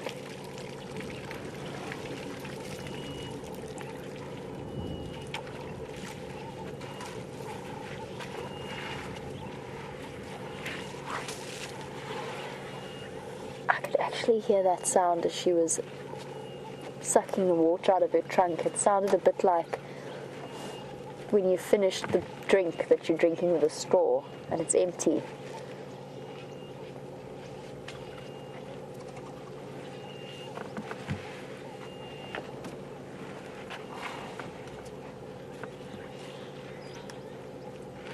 There's nothing more peaceful than a scene like this, with a happy, comfortable elephant herd coming to drink.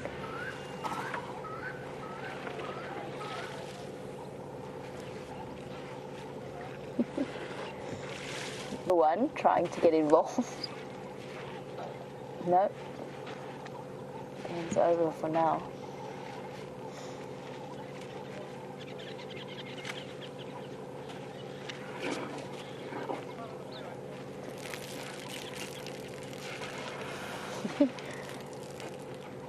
What is that little one doing?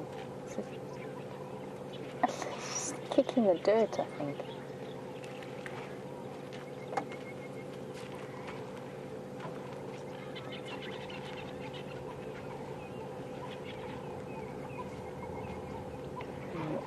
One of the last big females to walk behind and tell that young male that it's time for him to keep moving.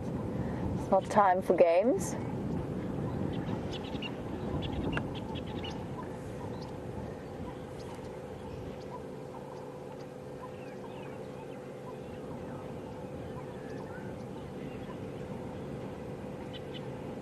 Such a beautifully peaceful scene.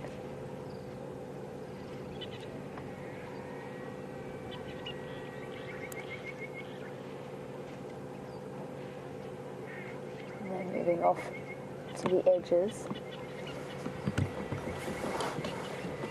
How special are moments like that?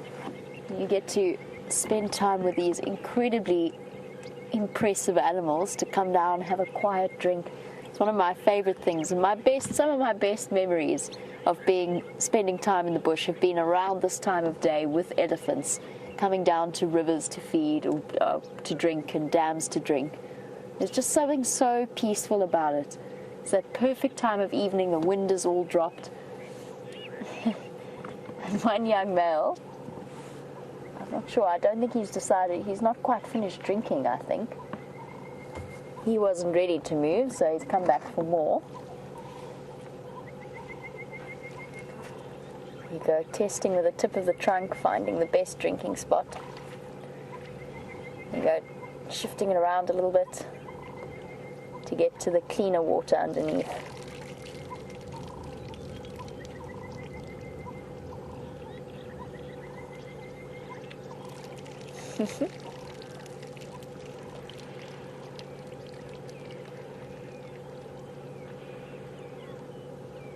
See the water dripping down out of his mouth. They're not the tidiest of drinkers. Gets the job done.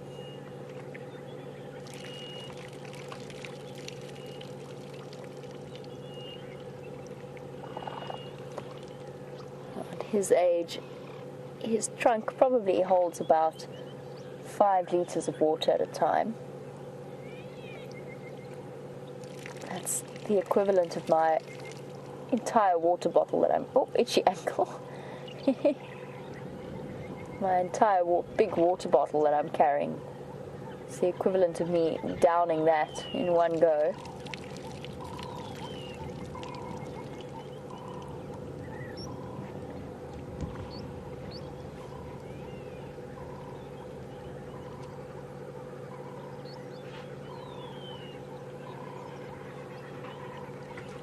Hey boy, the family's moving on. Better go catch up with him.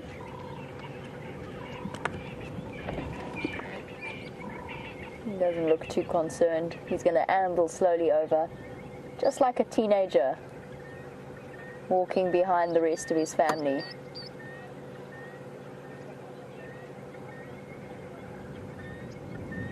Now imagine if you're an elephant, this drop in temperature might be a nice change, actually, after the heat of the last few weeks.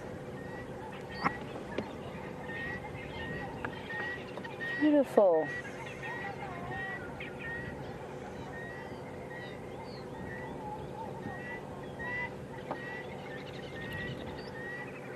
I'm going to try and stay with our elephant herd. I'm just letting them move slowly through, since this has been such a peaceful scene.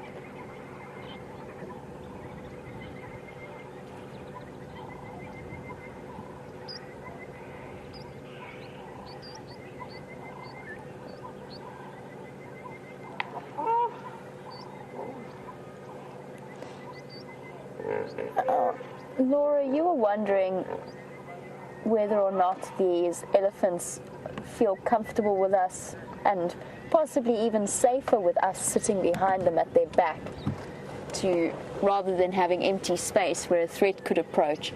Now, Laura's watching all the way from Pennsylvania, and she thinks that in some way the elephants have bonded with us in terms of listening to our voice or maybe getting used to our vehicle. And I'm not too sure. I don't think they know us individually. I certainly think they know the sounds of vehicles, and I think they could get to know individuals of us if we spent a lot of time with them, but we never know exactly which elephant herd we're spending time with. I did notice when we had those couple of weeks where we spent ages with maybe one or two elephant herds, we could identify them easily. The one had the backwards tusk, the one then had a very, very young calf with it, and I do think they got to know us and feel quite comfortable with us. Whether or not they know us individually or prefer to have us behind them, I don't think they mind that much. I don't think they care either way. We're part of just their whole life. For most of these elephants has been raised with vehicles around them all the time. You know, the last 40 or so years.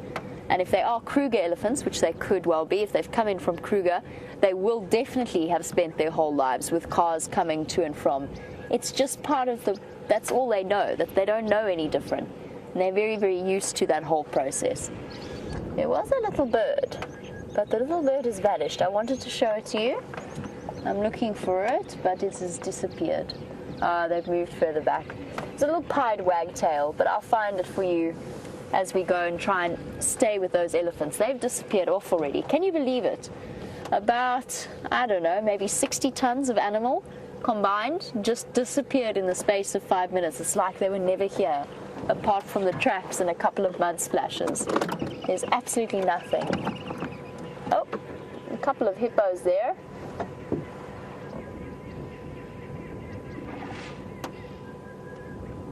I love this dam.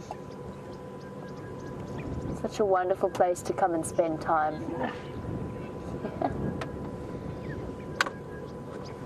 Oh, it's getting a little chilly.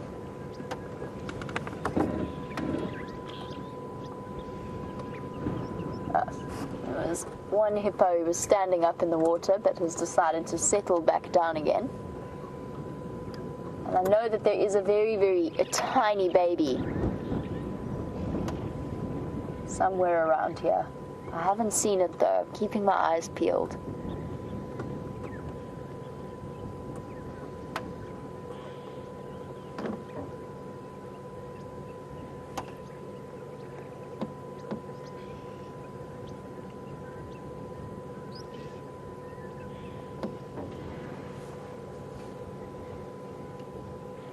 Here we go, little hippo standing up. Quite a young hippo. Probably only just over a year. Now, Mrs. Puthoff's 4th grade class is watching once again this afternoon and discussing a bit about hippos. And James, you want to know how long do hippos live? They can live quite a long time, James. Somewhere in the region of up to 40 years. They are long-lived animals, the same sort of age range as something like a rhino. Again, we talked about it with lions as well when we spoke about lions 2 days ago, I think it was, and we spoke about how the males and the females have different life expectancies. And I imagine it probably is the same for hippos. I think once the bulls start getting a little bit older and they get pushed out towards the outskirts of the pod or the herd that they're in, and they get pushed out, they have to go off and find different water sources. They start to get old, they get injured in fights. They probably have a slightly shorter life expectancy than a female. Now, I don't see our young calf, but I do want to go and try and find those elephants quickly, just before they disappear off into the drainage line. But this has been such a special time spent at the dam. I also want to find you that wagtail while I can.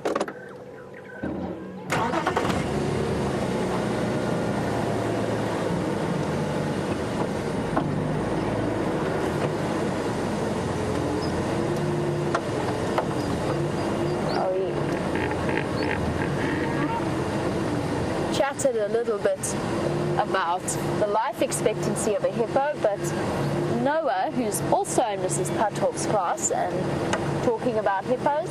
Noah wants to know if they have any natural enemies. And the answer is yes, they do, although it's quite unusual for anything to really get past them. Especially the biggest risk time is when they're young, when they are babies, because that is when they are at their most defenseless and they're entirely reliant on their mother. But even then, even something like a crocodile would struggle to get hold of a baby hippo because mom would be so defensive. Sometimes the males, especially when it's a drought season and the pressure starts to really increase, probably most hippo deaths are caused by other hippos. And the males start to get aggressive. They either take their aggression out on each other, or sometimes, quite inexplicably in cases, they actually kill the calves that are in the dam with them. But that's quite a high pressure, unusual situation when there's not much water around them. I'm trying to think if there's any other. Lions can kill hippos. It's unusual, but it does happen, especially if it's an injured hippo that's been in a fight and is slightly weakened. And hyena can also plague hippos if they're injured and eventually kill them. So there are records of them being killed by the bigger predators. Something like a leopard would have absolutely no chance. They're very big and they can defend themselves incredibly well. Now, Noah, I'm sure that you've seen that yawn that hippos do, where they open their mouths wide and you can see the tusks coming out, protruding out of the bottom of their jaws, and the bottom ones stick out almost like spears, forwards facing, and the top ones slice downwards, and those make for absolutely formidable weapons when they're needed.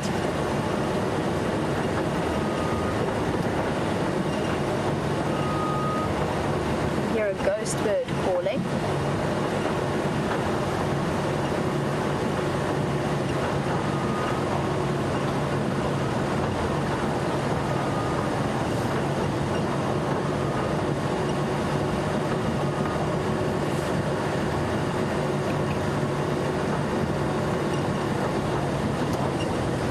We can try and catch up with those elephants. There we go.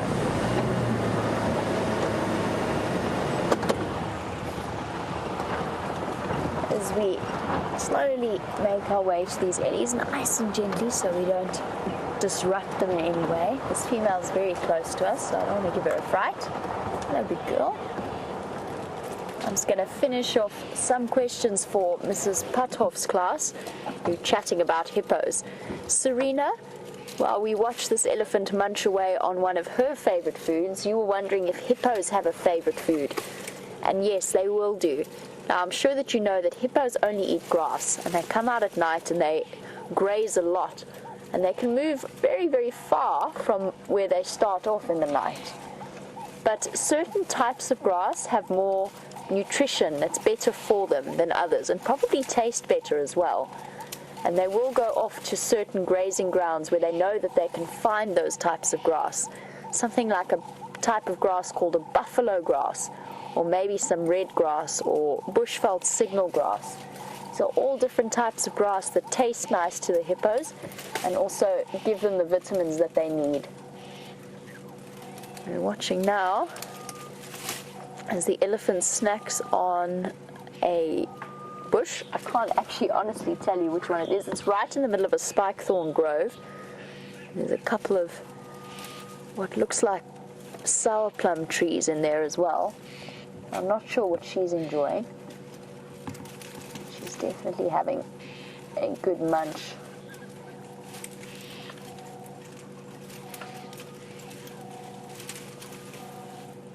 Sometimes I think it must be easier for elephants to maintain their weight compared to hippos. Hippos can only eat grass. Elephants can eat trees and grass. But of course then an elephant is that much heavier than a hippo.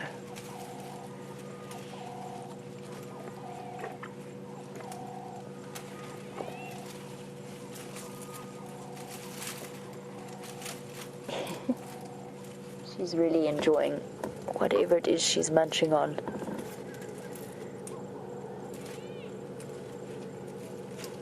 course, it's useful to remember. I'm sure some of you watching, especially Mrs. Pothoff's class, about the fact that things like elephants and hippos can get so big on just eating plants.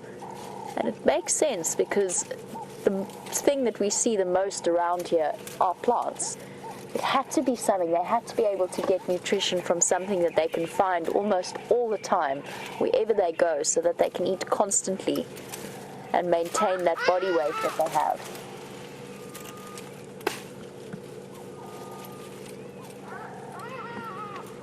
I'm not sure if you heard that hardy-dar ibis flying away and calling.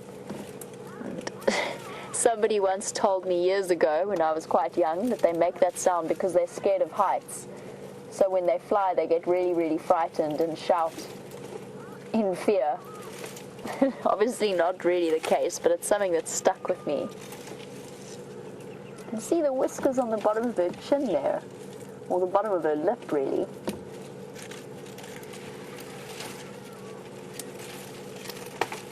And of course, elephants, like all mammals, have hair, but they're bristled around the important parts like the lip, and that gives them a little bit of extra sensory perception, because as you can imagine, they can't see that lip. And it's useful when they have to bring their mouth in to go and bite something like a branch. It helps to guide them in.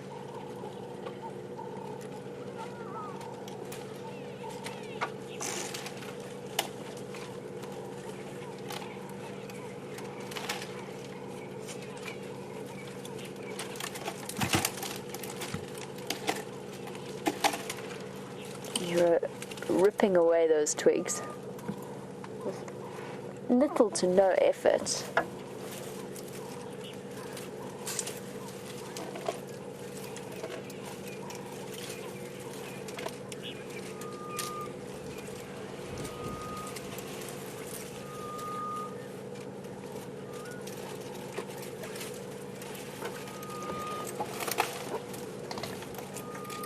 And while we're sitting with this magical elephant cow, and we have so many wonderful experiences that we get to share with our viewers, and every day is so different.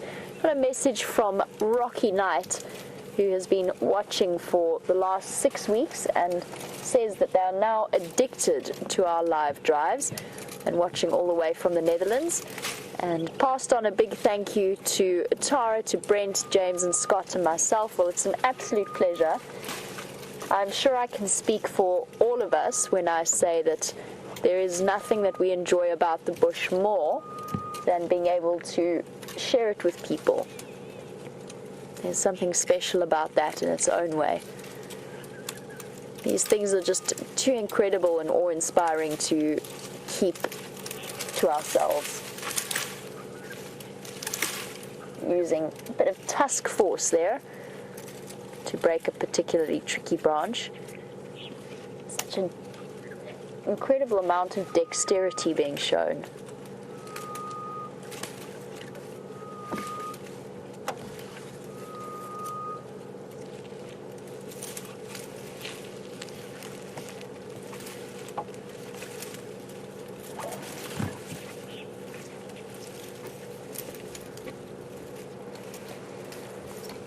Now, I haven't seen any sign of this young male lion, and I want to spend a little bit more time with these elephants before we lose them to the dark. I don't think we're going to be able to find that young male lion tonight. Honestly, if he is running around, he's probably running scared, he's hiding away in thick vegetation, and I don't want to go and create any further disruption. I just wanted to check the areas that he was in beforehand to see if we could see any sign of him. But I promise you that we'll keep you updated on that. I think actually that these elephants are going to disappear into the thick drainage line. And I know that Tara has just arrived at one of her favorite places. So let's head across to her and I'll catch up with you a little bit later.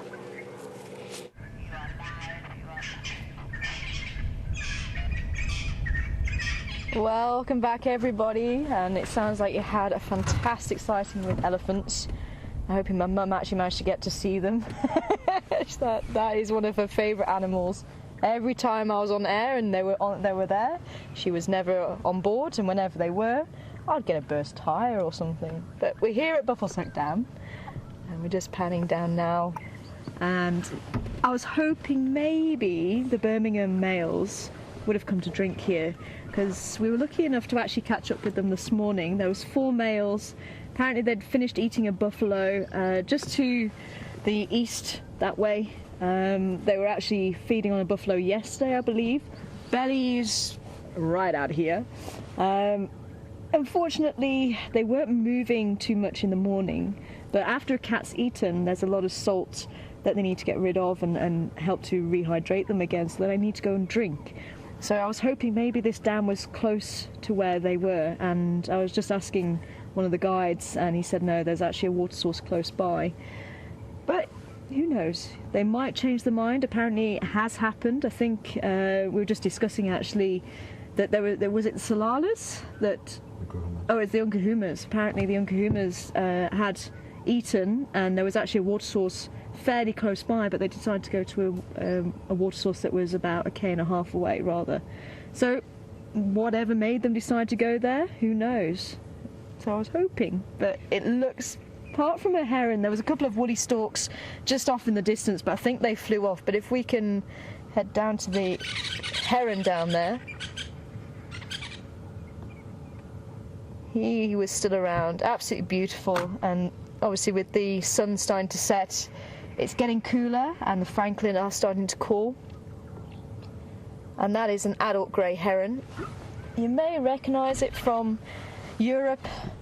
There's quite a few grey herons there, but these are resident here. They don't migrate up to Europe, but they are the same species, the grey heron.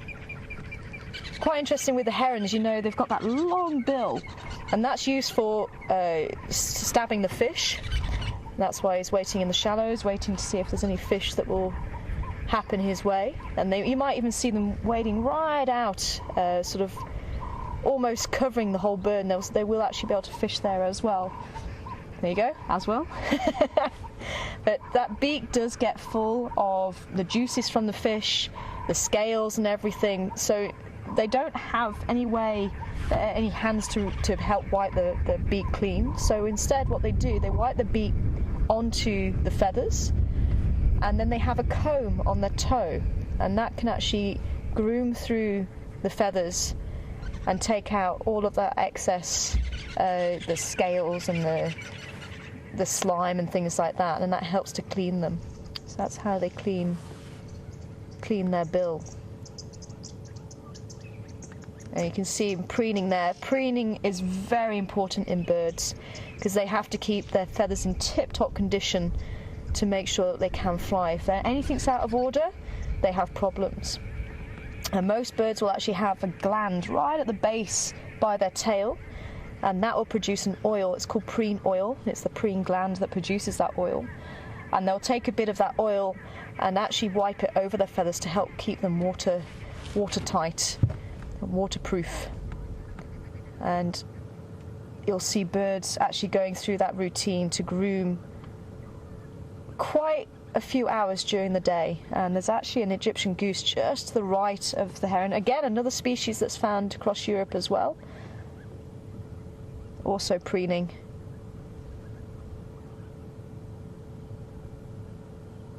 Apparently it gets the name the Egyptian goose because it was supposed to be the goose that was on the hieroglyphs for the Egyptians. Apparently it meant sun. How true that is? I'm not entirely sure, but it's a good story.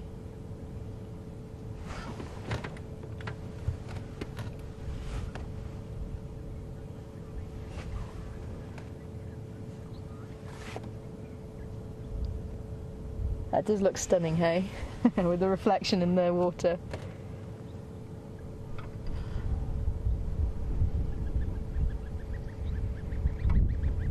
Usually quite good at picking up if there's any animals or any threats around, and they do honk and whistle. They're very quiet, which is unusual for an Egyptian goose. They've always got something to talk about.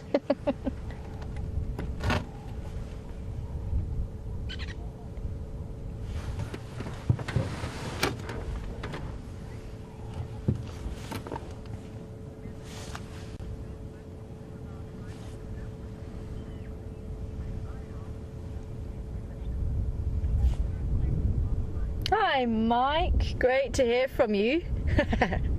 And definitely another part of the job I miss is seeing stumps. But I will try and keep a lookout for a kingfisher for you. This would be a good area to look for kingfishers, especially the pied. There used to be a pair that would be here. And actually, if we can go just up to the right of the Egyptian goose, you might see one of the old holes that the pied kingfishers used to use. There we go.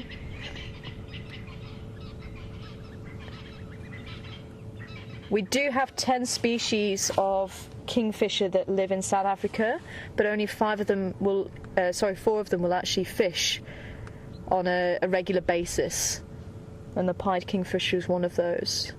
But another common one we may get a chance to see is a brown-hooded kingfisher, and that will tend to be more in the bush. Nice. Wow, I'm impressed with you keeping up with these animals at speed. It's amazing. Very, very cool. So we'll see, we'll keep a lookout for a brown-hooded kingfisher. I'm just going to poke our nose in just over the bank here, where the water has decreased somewhat, but you never know, there might be a leopard lying up there. And then we'll carry on back to the Impala Plains. With it getting cooler, Karula might be on the move again.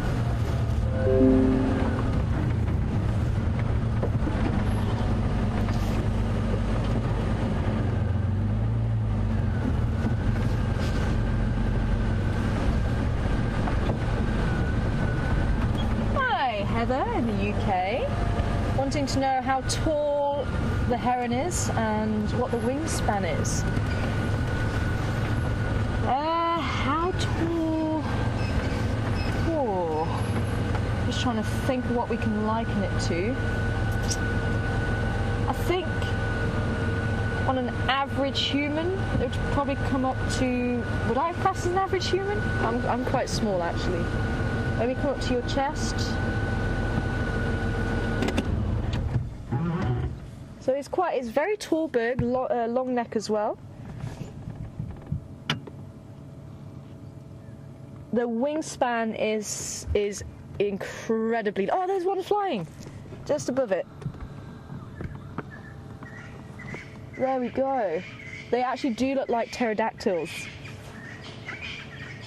Beautiful. There you go. You can see the wingspan is actually, it looks longer than the head and the body put together.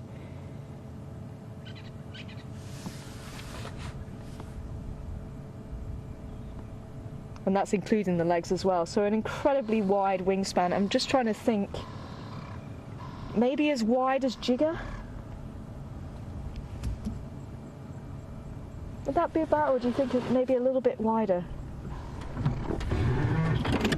I don't know, maybe someone can Google it for the exact measurements.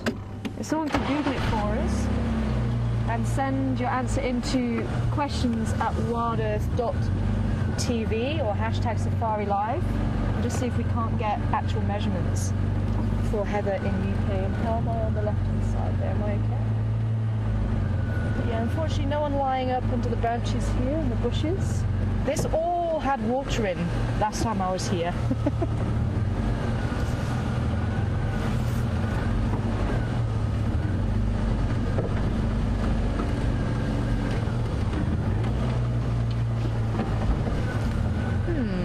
Okay, well, we'll go through to the other side. You never know, just a different perspective. We might see something.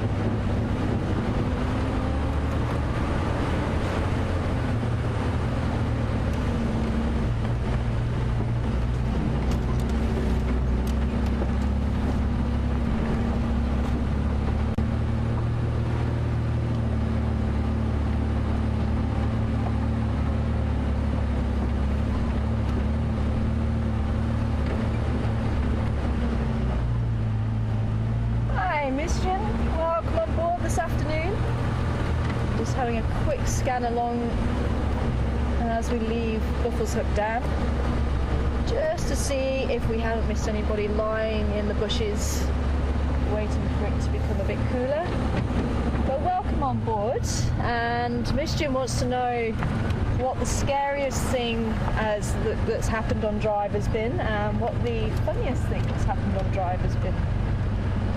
The scariest, I've been thinking about all these things. I thought some of you might ask these questions. And it's funny, different people that I speak to remind me of different scenarios. So I think definitely been privileged to have had so many sightings to have that problem with that I can't choose one single one. But one of the scenarios, we actually drove past it today, and it was actually seeing the tree again. I think one of the scariest things, and it was one of my very first drives when we used to do the night drives, and we'd seen Karula eating on an impala. Everyone had left the sighting. We ended up going out and sort of being the last ones there because we had the night camera at that stage. It was pitch black. We couldn't see anything in front of us, but we were using the infrared to see what Karula was doing. And she decided she was going to take the impala up into the tree.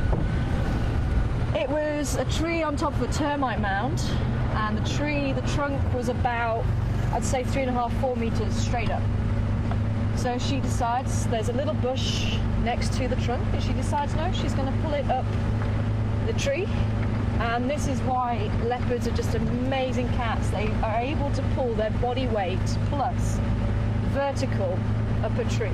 So I had no fear she'd be able to do this, and she'd been feeding on it. So she takes a step out, she goes up onto the small bush, and she takes a step out. She's about a meter, maybe 1.5 meters above the termite mound. And sorry, I just turned that off.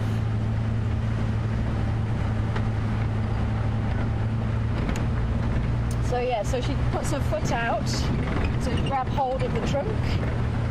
She slips. She comes crashing down with the impala. I must admit, and Herman was the cameraman at the time, he said that I went white. And I honestly thought Karula had killed herself, and I'm thinking, this is one of my very first drives. How do I tell the viewers the star of the show has just killed herself? That was probably the scariest in that regard. I thought, how on earth am I going to do this? And the relief when she got up, I promise you, those few seconds I've never felt longer in my life. So that was possibly one of the funniest as well, because I was laughing the fact that I'd reacted like that. But yeah, funniest, there have been moments where we have laughed out loud from what some of the animals have done. I'm just struggling to remember some of them. But I'm sure some of you remember the close encounter of the Eddie kind that we had, which was incredible. And it was a bull. We'd been watching him for about 40 minutes, didn't show any sign of aggression, didn't show he was unhappy, and he started walking towards us, and I thought, you know what, he's going to carry on by. And he stopped there, like literally, I can show you. I'm sure some of you have watched that, but he literally stopped that far away here. I thought, oh, he's not going to walk on by at all, is he? He stopped here, and even at that point I actually felt he was just inquisitive of what was going on. He then put his tusk on the bull bar and just bounced it, and something just said to me, don't shout, don't bang on the side, don't move, just talk to him. So I was saying, hey, no. And he was like, okay, cool, I'm not going to intimidate you, I see what the whole thing is now. And he backed off, walked right next to me again, and I watched the video clip and I saw his tusk was about that close to my head. And I didn't feel threatened by him at all. He was literally inquisitive. He literally lifted up his trunk, blew a bit of hot air, walked off around the back of us. I think Andrew was on the camera at the time and he moved slightly, and that's when we got the head shake, and then he carried on. I think that was possibly one of the most incredible sightings. A little bit scary, I thought maybe I've read it wrong, but that whole encounter, I never felt any aggression. We'd been following him and I saw the same individual about 3 times after that, and still carried on walking past us. We were able to drive around him. There was no aggression there at all. But yeah, absolutely incredible, and that's just one of the few things that I've actually been able to experience with you all, which there's just too many memories, and I'm just so glad we've been able to share those. Some of you, I'm sure, remember Karula with Yambili Ordan and the 2 cubs, Shavinzi and Shivambalana. And Karula actually left Yambili Ordan to babysit. We were left with the father of the cubs while Karula went off chasing after a Dacre, and the cubs just went, Mum, who are we following? And Yambili Ordan walked off and the cubs followed. Absolutely amazing. So we are on Buffles Hook Cut Line. I believe maybe the signal might go, oh, roller just flew off there. I thought it might have been the brown-hooded kingfisher. So I'm just going to keep quiet as we go through the dip, and hopefully out through the other side, and we'll take Mvubu Road down towards the dam and see if we can head towards Impala Plains and just do another loop. You never know, Karula might just pop her head out of that block where we believe her tracks actually went in this morning.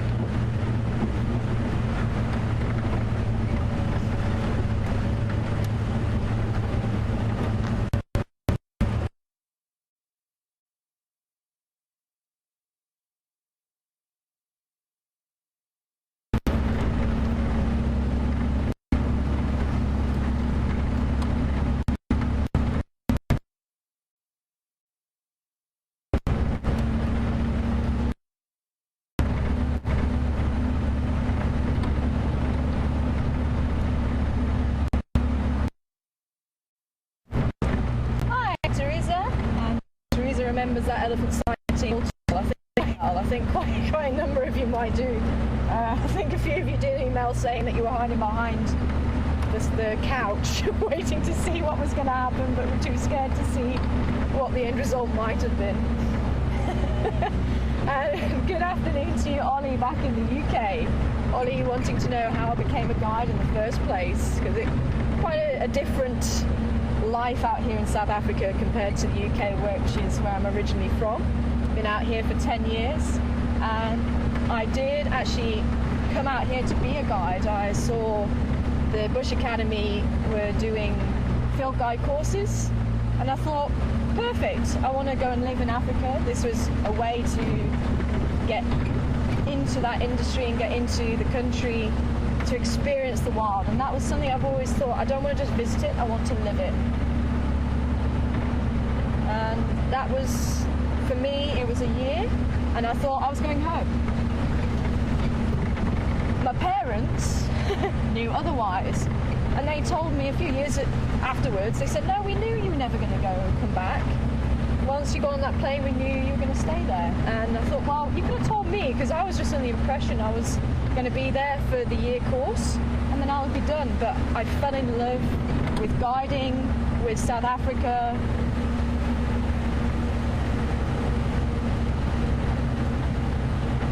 And I forgot to go home. That was the whole thing. I just forgot to go home. So it's catching up with me now, but I was a guide for three and a half years, and then I was doing the presenting for just under 2 years, and the rest of it's been the research with Ingwe Leopard Research down at Leidenburg. And each place has been different, each place has had wonderful experiences, or I've had wonderful experiences. And that is the magic of the bush. Wherever you are in South Africa, that is the magic of the bush. Everywhere is different for different reasons. There's different wonders, and that is why it's just wonderful to be out here driving around Djuma Game Reserve in the Sabi Sands and experiencing this with you. And I hope you're enjoying it back home.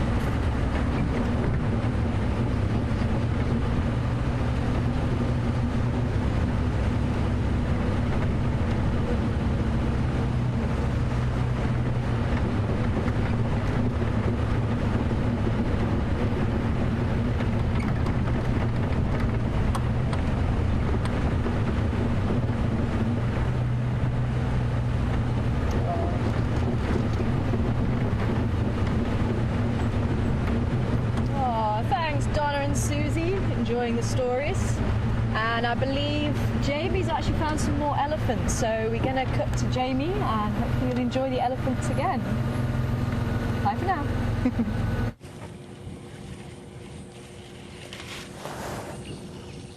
It seems to me that today you can't even escape the elephants. They just are all around us. We're sitting at the moment on Arathusa airstrip. As you can see, the wind is still blowing us away a little bit, but this is such a peaceful sunset scene we've got to experience. This cow in front of me is probably one of the biggest ones I've seen out here. She's really quite a serious cow. She'll be easily over 40 years old. It seems like everywhere I look, off to the left, off to the right, there's ellies emerging from everywhere. It's such a special way to spend an evening.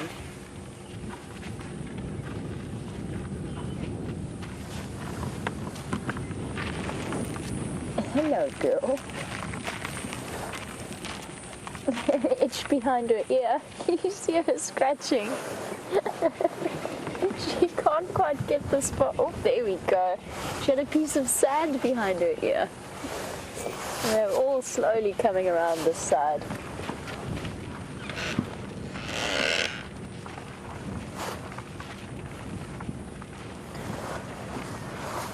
Of the babies all being escorted by the adult. Well, we were watching earlier, one of the young bulls was eating a... Hello, Mom. What's up?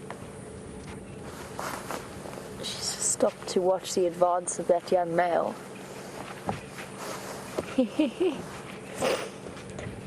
Gentle. Oh! That could have been more gentle. Tusk to the bottom. You'll probably find that that's an older brother of that young calf, the way that that whole interaction played out.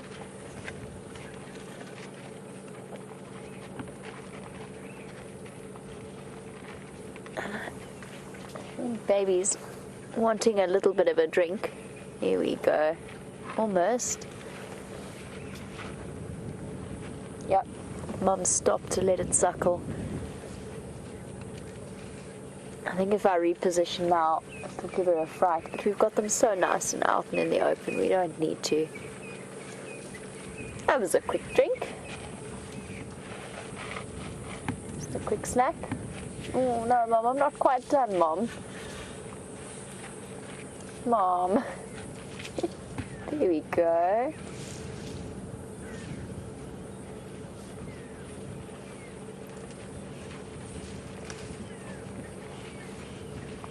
Grab a quick couple of sips as Mom carries on.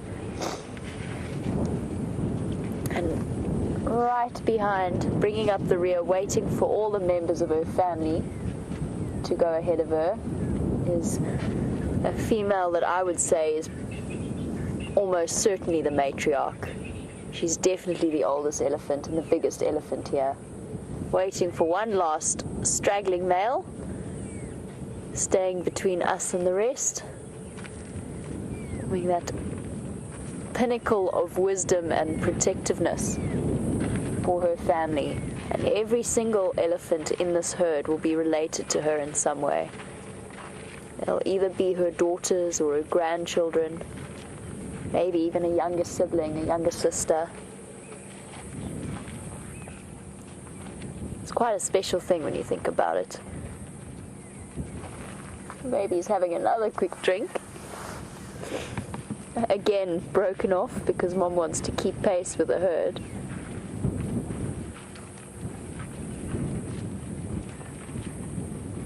You can hear the crunch of their feet in the sand. There's no other sound like that.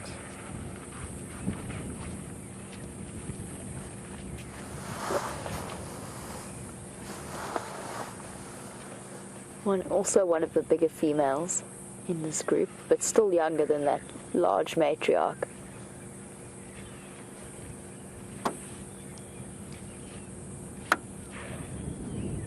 Straggling behind.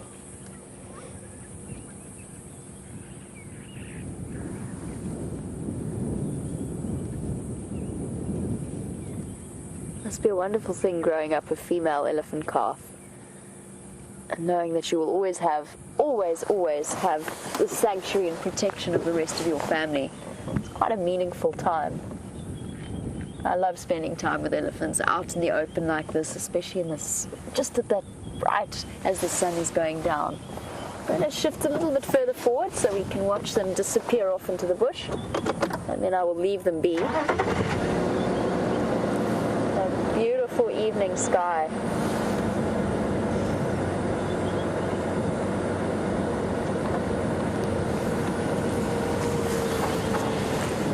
Though it's definitely cold.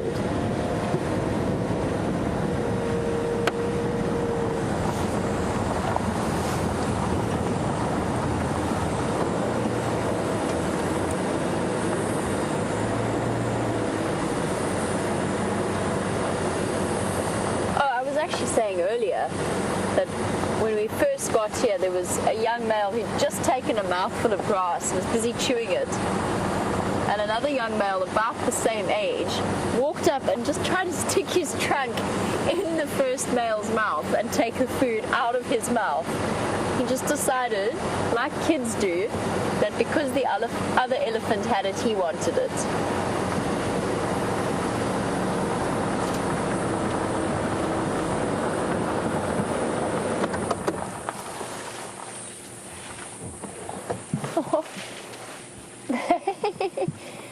Baby's having a scratch behind its ear on Mom. In fact, I don't even think that might not be Mom. I think that might even be Grandmother.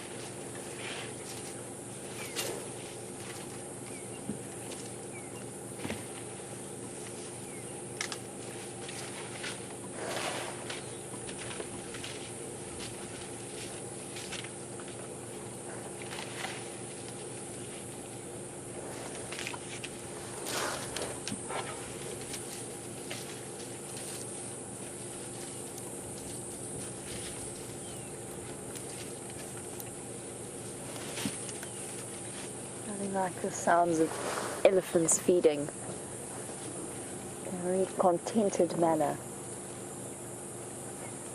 And they really have got to the point in the season where they are pretty much 50-50, maybe a little bit more tree, but they're enjoying the fresh green grass shoots as well.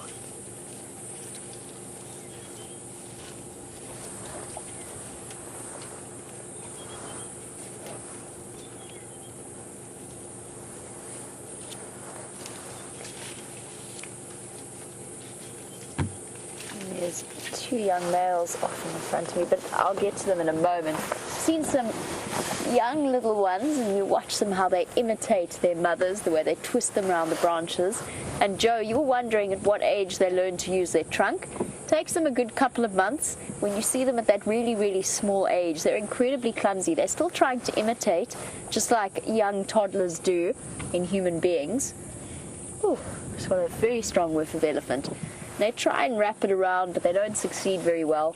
And it's only really at about 6 months that around the time when they start to supplement their milk diet with a little bit of solid food as well in there, that they really get the hang of actually being able to yank and pull leaves away with their trunks. And even then you see young ones, 1 or 2 years old, that are still not quite the same level of proficiency as their mothers are. It takes them, much like with young children, it takes children a couple of years, even once they start walking and running, to really get the hang of the fine motor coordination, the hand-eye coordination. If you watch young children learning to throw and to catch a ball, it's kind of a very similar thing with elephants. It's something that they have to learn through practice.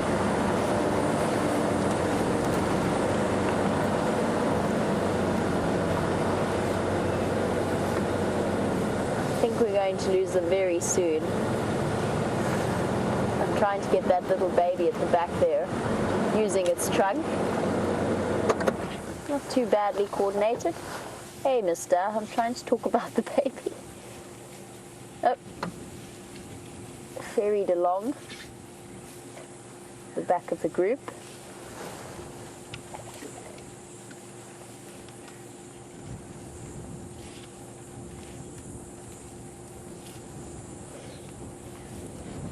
For that little baby elephant, it's got a good couple of years of security with the herd before reaching the teenage period and then reaching sexual maturity. And Dee, who's watching all the way in Indiana, you were wondering what age elephants start to mate.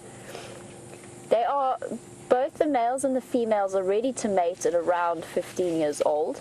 That being said, there have been cases of females mating as early as 12 years old. And it's actually a process that for the first time for the female can be quite traumatic because they're tiny still at 12 years old. And generally the males that mate with them are the full-grown over 40-year-old or over 30-year-old males. So a good 5-6 tons of elephant. It can be quite an experience for them, and that's part of the reason why elephant mating is so incredibly short, because their hips just cannot bear the weight of a 5-ton elephant mounting them. For the males, although they're ready to mate at that young age and they go through those peaks of testosterone at around, they start going through them at around 15, the must cycles, they're not really going to get an opportunity until they're much older and able to compete with the bulls over about 30 years old. Every now and again they might get a sneaky mating session in, but generally cows and estrus attract the big bulls and they come and they follow them. And because the courtship lasts for so long, they plan it in that kind of way. It depends a little bit on males versus females and what opportunities that particular elephant is exposed to. I think we might be losing our elephants to the low light. And I'm going to leave them now, I think. It's getting a bit dark, we won't be able to see them too clearly, and I'm going to start heading back towards the direction of Djuma. And while I do that, let's head across to Tara. Welcome back, everybody. It's good to have you back. I hope you enjoyed the Ellies. And I'm hoping now it's getting, well, we've just gone through dusk. We are getting quite darkly now. I'm hoping we might be lucky enough to catch some eyes in the spotlight. And maybe those eyes will belong to a certain cat, who I'm not going to name now. Maybe it was talking about her. But jinxed it. But who knows? But we are heading back towards the Sandy Patch area. So we're going to do another loop around there just to see. So we're on Gallego or Gallego. We're actually having this little debate there, Gallego or Gallego, otherwise known as a bush baby. So we're on the shortcut, and we're going to be heading west along Voyatella axis.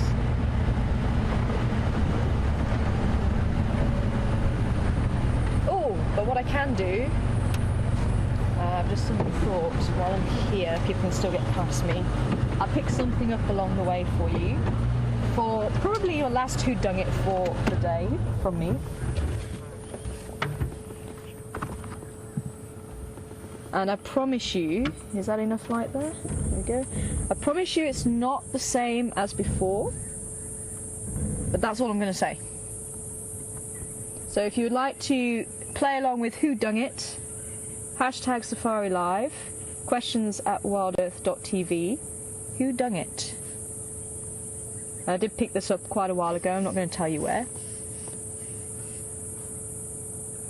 But this is my second favourite animal. And we've had some wonderful sightings with these animals.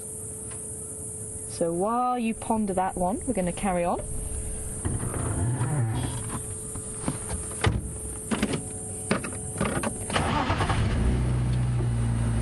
Let's see if Lady will show herself today. Oh, look who we got walking down the road. Lovely. Yeah, I'm just going to pull over a little bit more so see if it will walk past us. Oh, fantastic. Hello, little one. Quite a young animal. You're not going to walk down the road.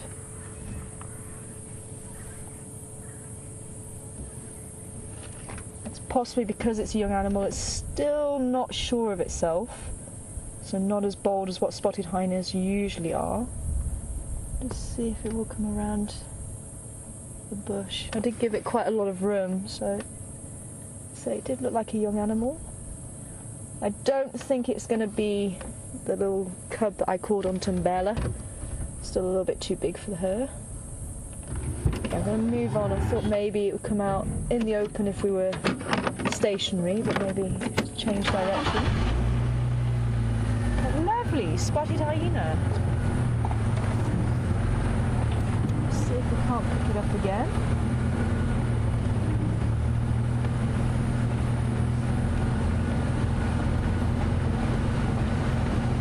The fur was still quite long. As they get older, the fur does reduce in length. Still quite pale. Yeah, I think it's gone right off into the bush. Oh, that'd have been lovely to have a walk by us.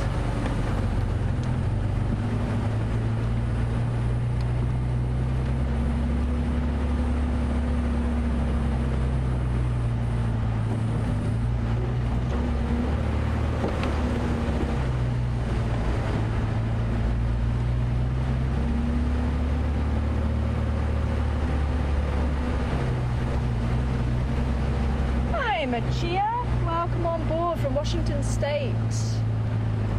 It's going to be morning for you guys, isn't it? I think I'm trying to remember now. Actually, let's just take this side and just see if our spotted hyena hasn't come out. Try the western side of quarantine area, but we do have a scrub hare sitting in the road.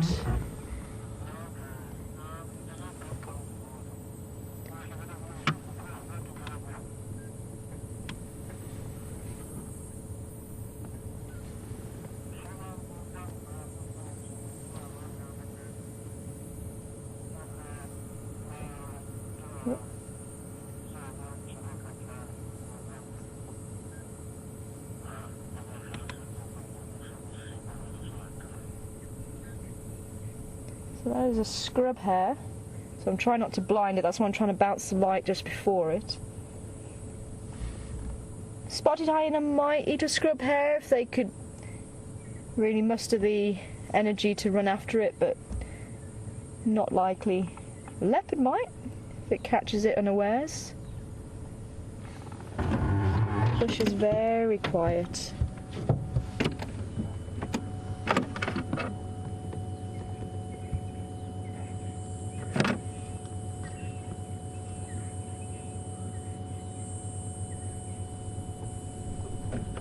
Somebody calling, but it's very distant. It's just on the wind.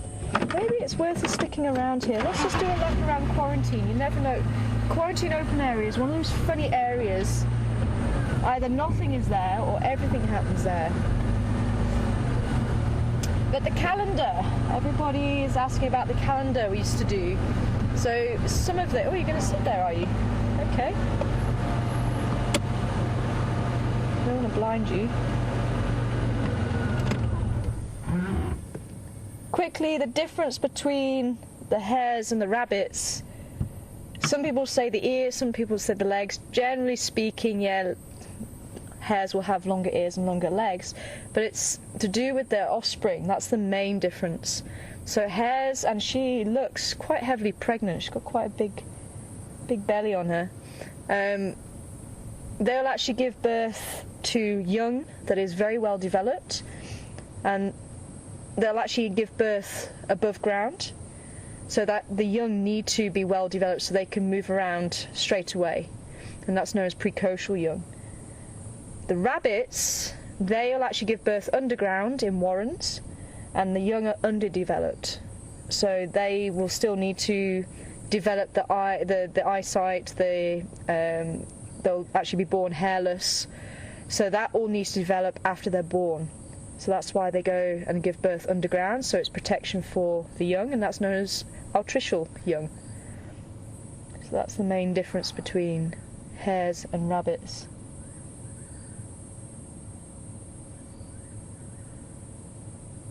But she does look heavily pregnant, wow.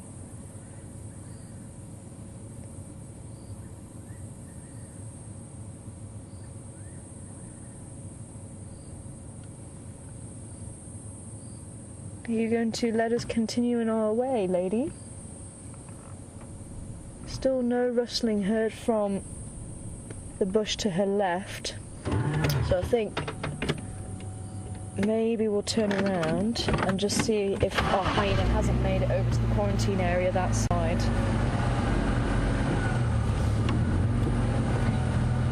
But yeah, the calendars that we were making were from the camera trap pictures from the research cameras. So we're putting all the best shots for that year on the calendar, and the proceeds were going to helping run the research. And thank you again to anybody who bought those calendars, because that really did help a lot. Whether it was for equipment or fuel for the vehicles, that sort of thing, every little bit helped. So if you did buy a calendar, thank you so much, and I hope you enjoy the pictures for years to come. I hope you don't throw the calendars away. We did also produce a calendar from the pictures that I took while we were on Game Drive, and we sold the calendars to help raise money for a primary school in Dixie, which is the village just out by the gate. It's not too far from where we are at the moment. To help raise money for sports equipment, and we actually managed to buy them a netball uniform and a few balls and a volleyball net, I think it was, that we bought as well. And hopefully they've continued to enjoy all of that sports equipment that, again, WildEarth viewers helped to buy. So there's two different types of calendars that we put together with all the pictures. So the Juma one for the sports equipment was from here, and then the research one with the camera trap pictures from the Ingwe leopard research. I'd love to find the spotted hyena for you again. So it looked like a young animal. Still, I don't think it's been out by itself very long. It didn't have the confidence of an adult. An adult would have walked straight past the vehicle and not even bothered about us being there. So I think it's still finding its way in the world.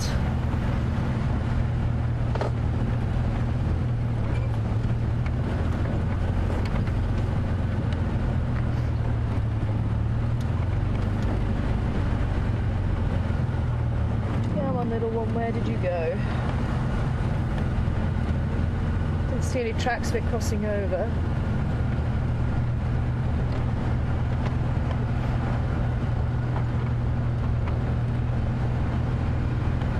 Just starting to check for the trees. You never know, a leopard might be lying up on the branches of the marula. There was the shine of an eye, single eye from a wildebeest, but we're not going to put the spotlight on the wildebeest. We have seen them today. We don't want to show up where the prey is, as you blind them and give them an unfair advantage or disadvantage, and an unfair advantage to the carnivores. Same over that side as well. Zebra and impala again. So the food is here. Are we going to see anybody taking advantage of the fact that prey is here?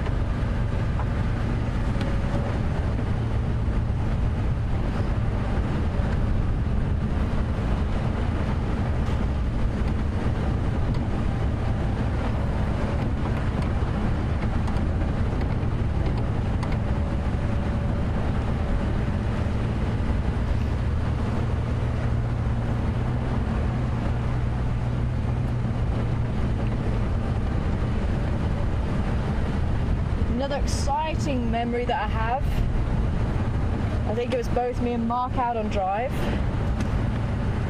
and there was a serval just in the grass just off the way here, and I was so excited, I think I shouted a little bit too loud, "There's a serval!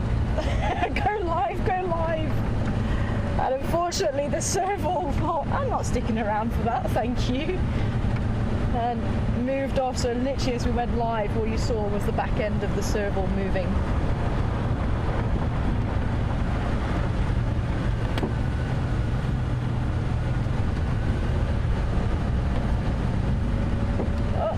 Oh, some more scrub hairs here.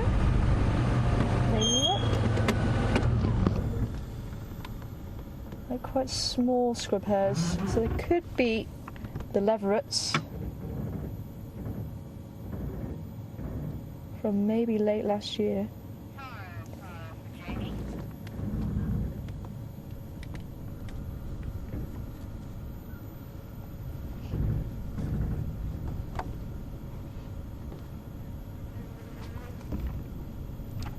Go ahead, Jamie.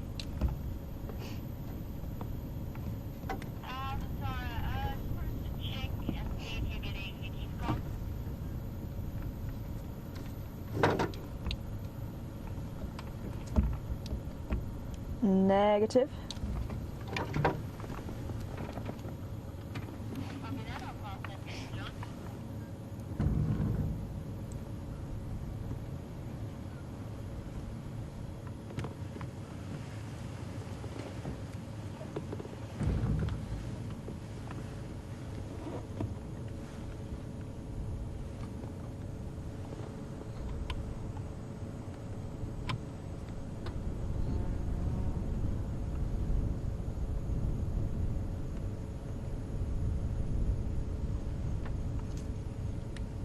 Fire control, do you copy?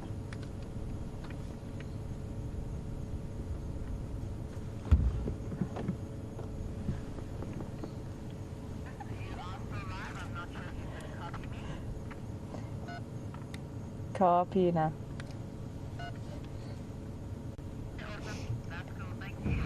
Sorry everybody, blonde moment of the evening.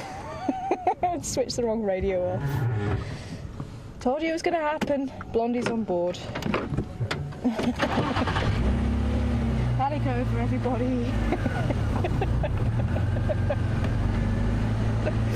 Awesome.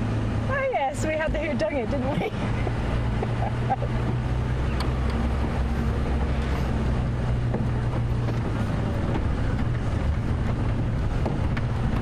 Raisa, Robin, Linda, Elizabeth, Joe, all correct with my second favourite animal. It was the rhino dung. Well done everybody, you got it right. Well done. It was dark in colour and it had grass in there rather than branches or twigs. Obviously black rhino, they are different. For those of you who don't know the difference, the black rhino are browsers. They eat leaves and twigs, and you find that in their dung. And the white rhino are grazers. They eat grass. Say my second favourite animal, and they're a lot more intelligent than what people give them credit for. Before I actually came out to be a guide, I did work in a wildlife park, and we had rhino. And the one male actually worked out how to use his horn to open his gate. That's how intelligent they are. There was 2 bolts, one at the top, one at the bottom, and he slid them open. We found him in the corridor that he had access to the field anyway, but just for their safety, we brought them in at night. We found him there in the morning. It was like, oh, how on earth did you work that one out? So we put a little hook that swung down to stop the bolt from opening, and he thankfully didn't have the capability to hold the tab up to slide the bolt across. But never underestimate the intelligence of a rhino. So we're on the western side of the quarantine area, in the hope that maybe we'll find that spotted hyena. We'll still carry on working our way over towards the Impala Plains side.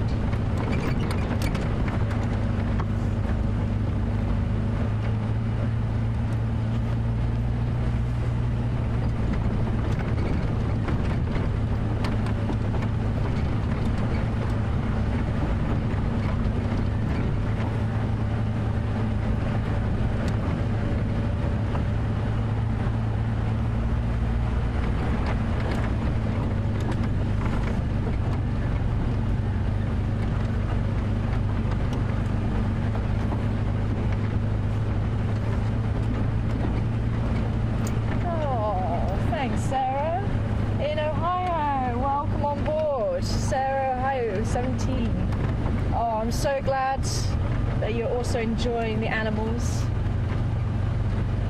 and you actually joined me on the 2 weeks earlier this year that I was able to come and drive for WildEarth. Oh, that's fantastic. I'm so glad you're enjoying all the times that we've shared together. That is awesome.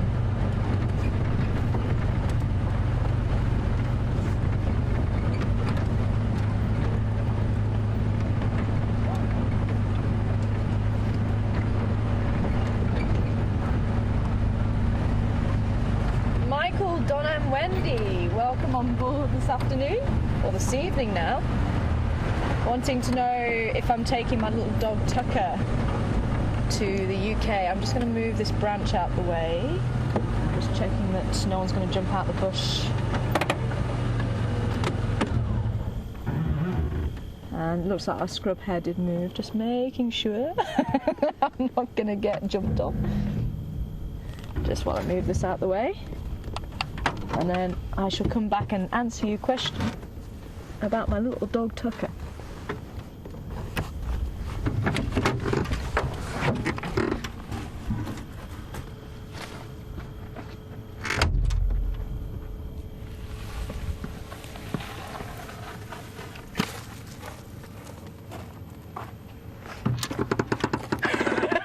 Myself with all the lights on Jigger now. I was just saying, it's absolutely fantastic, the lights that have been put on Jigger. I'm sure she's enjoying them as well. Especially for Rosie. I'll just go plug myself back in, hold on. There we go. So yeah, Tucker, my little Jack Russell, also very intelligent, too intelligent for his own good. I am looking at trying to take him back with me, but until I know exactly what country I'm going to be living in and what I'm going to be doing, that will then dictate where he's going to be. But he's going to be staying with friends who he absolutely adores, and they adore him, so I know he's going to be in good hands. And then, yeah, we'll see. I'm hoping. Depends on what I'm doing at the end of the day, so we shall see. But again, I would definitely keep everybody posted. He is definitely a character of note.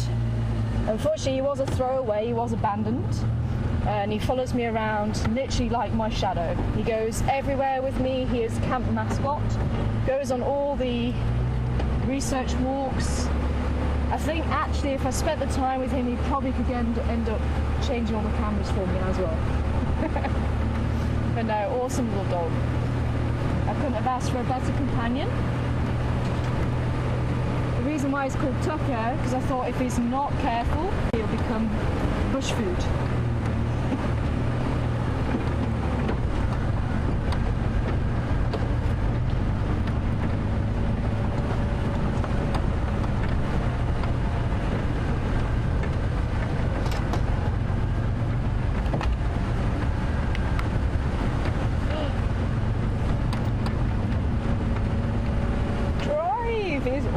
video's coming to an end.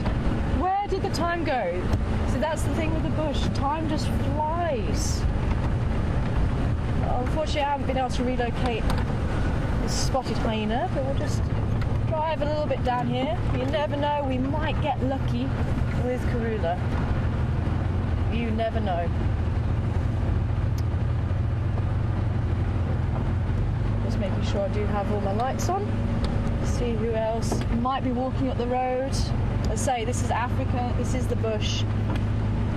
A lion could walk up the road, Karula could pop her head out. You just don't know.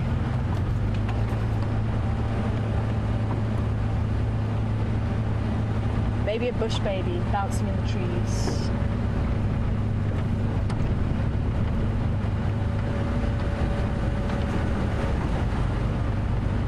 I think it was actually here to our right. We last saw Shaminzi and Shambhalana together. Oh, hello. Oh, nope, Steenbok running away. Disappeared.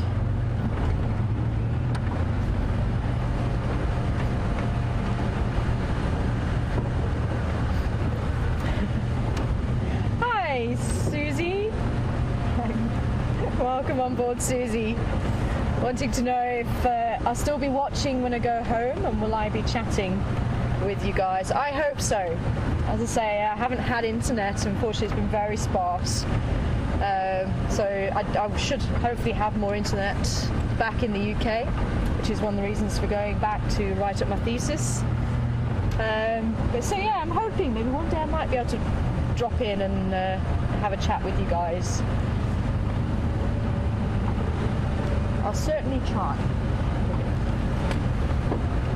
Just having a scan around here.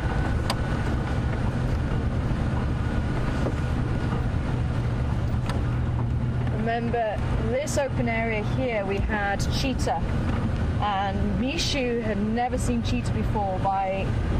And Mishu was actually the second litter of Karula, and the way he actually reacted to that cheetah, he'd never seen it before in his life, and he wasn't sure until he poked his head out a little bit too far. The cheetah clocked him and thought, I'm not sticking around for a leopard, and ran off, and then he became very bold and very sure of himself.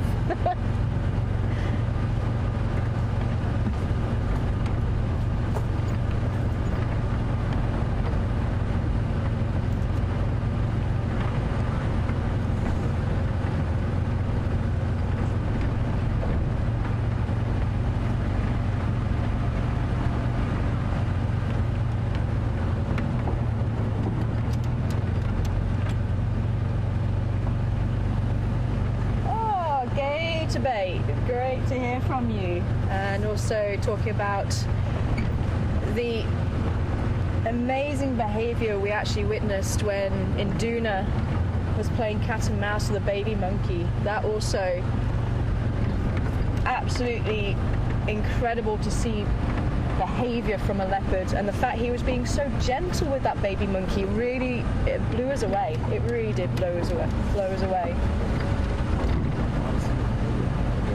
Oh, we might have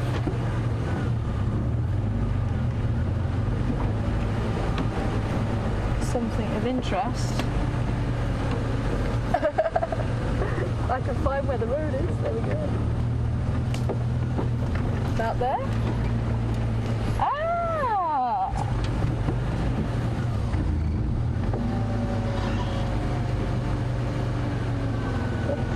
How's that? Well spotted. Hopefully I've got the light right for you. Well spotted. It just goes to show. Sharp eyes, and you can see so much.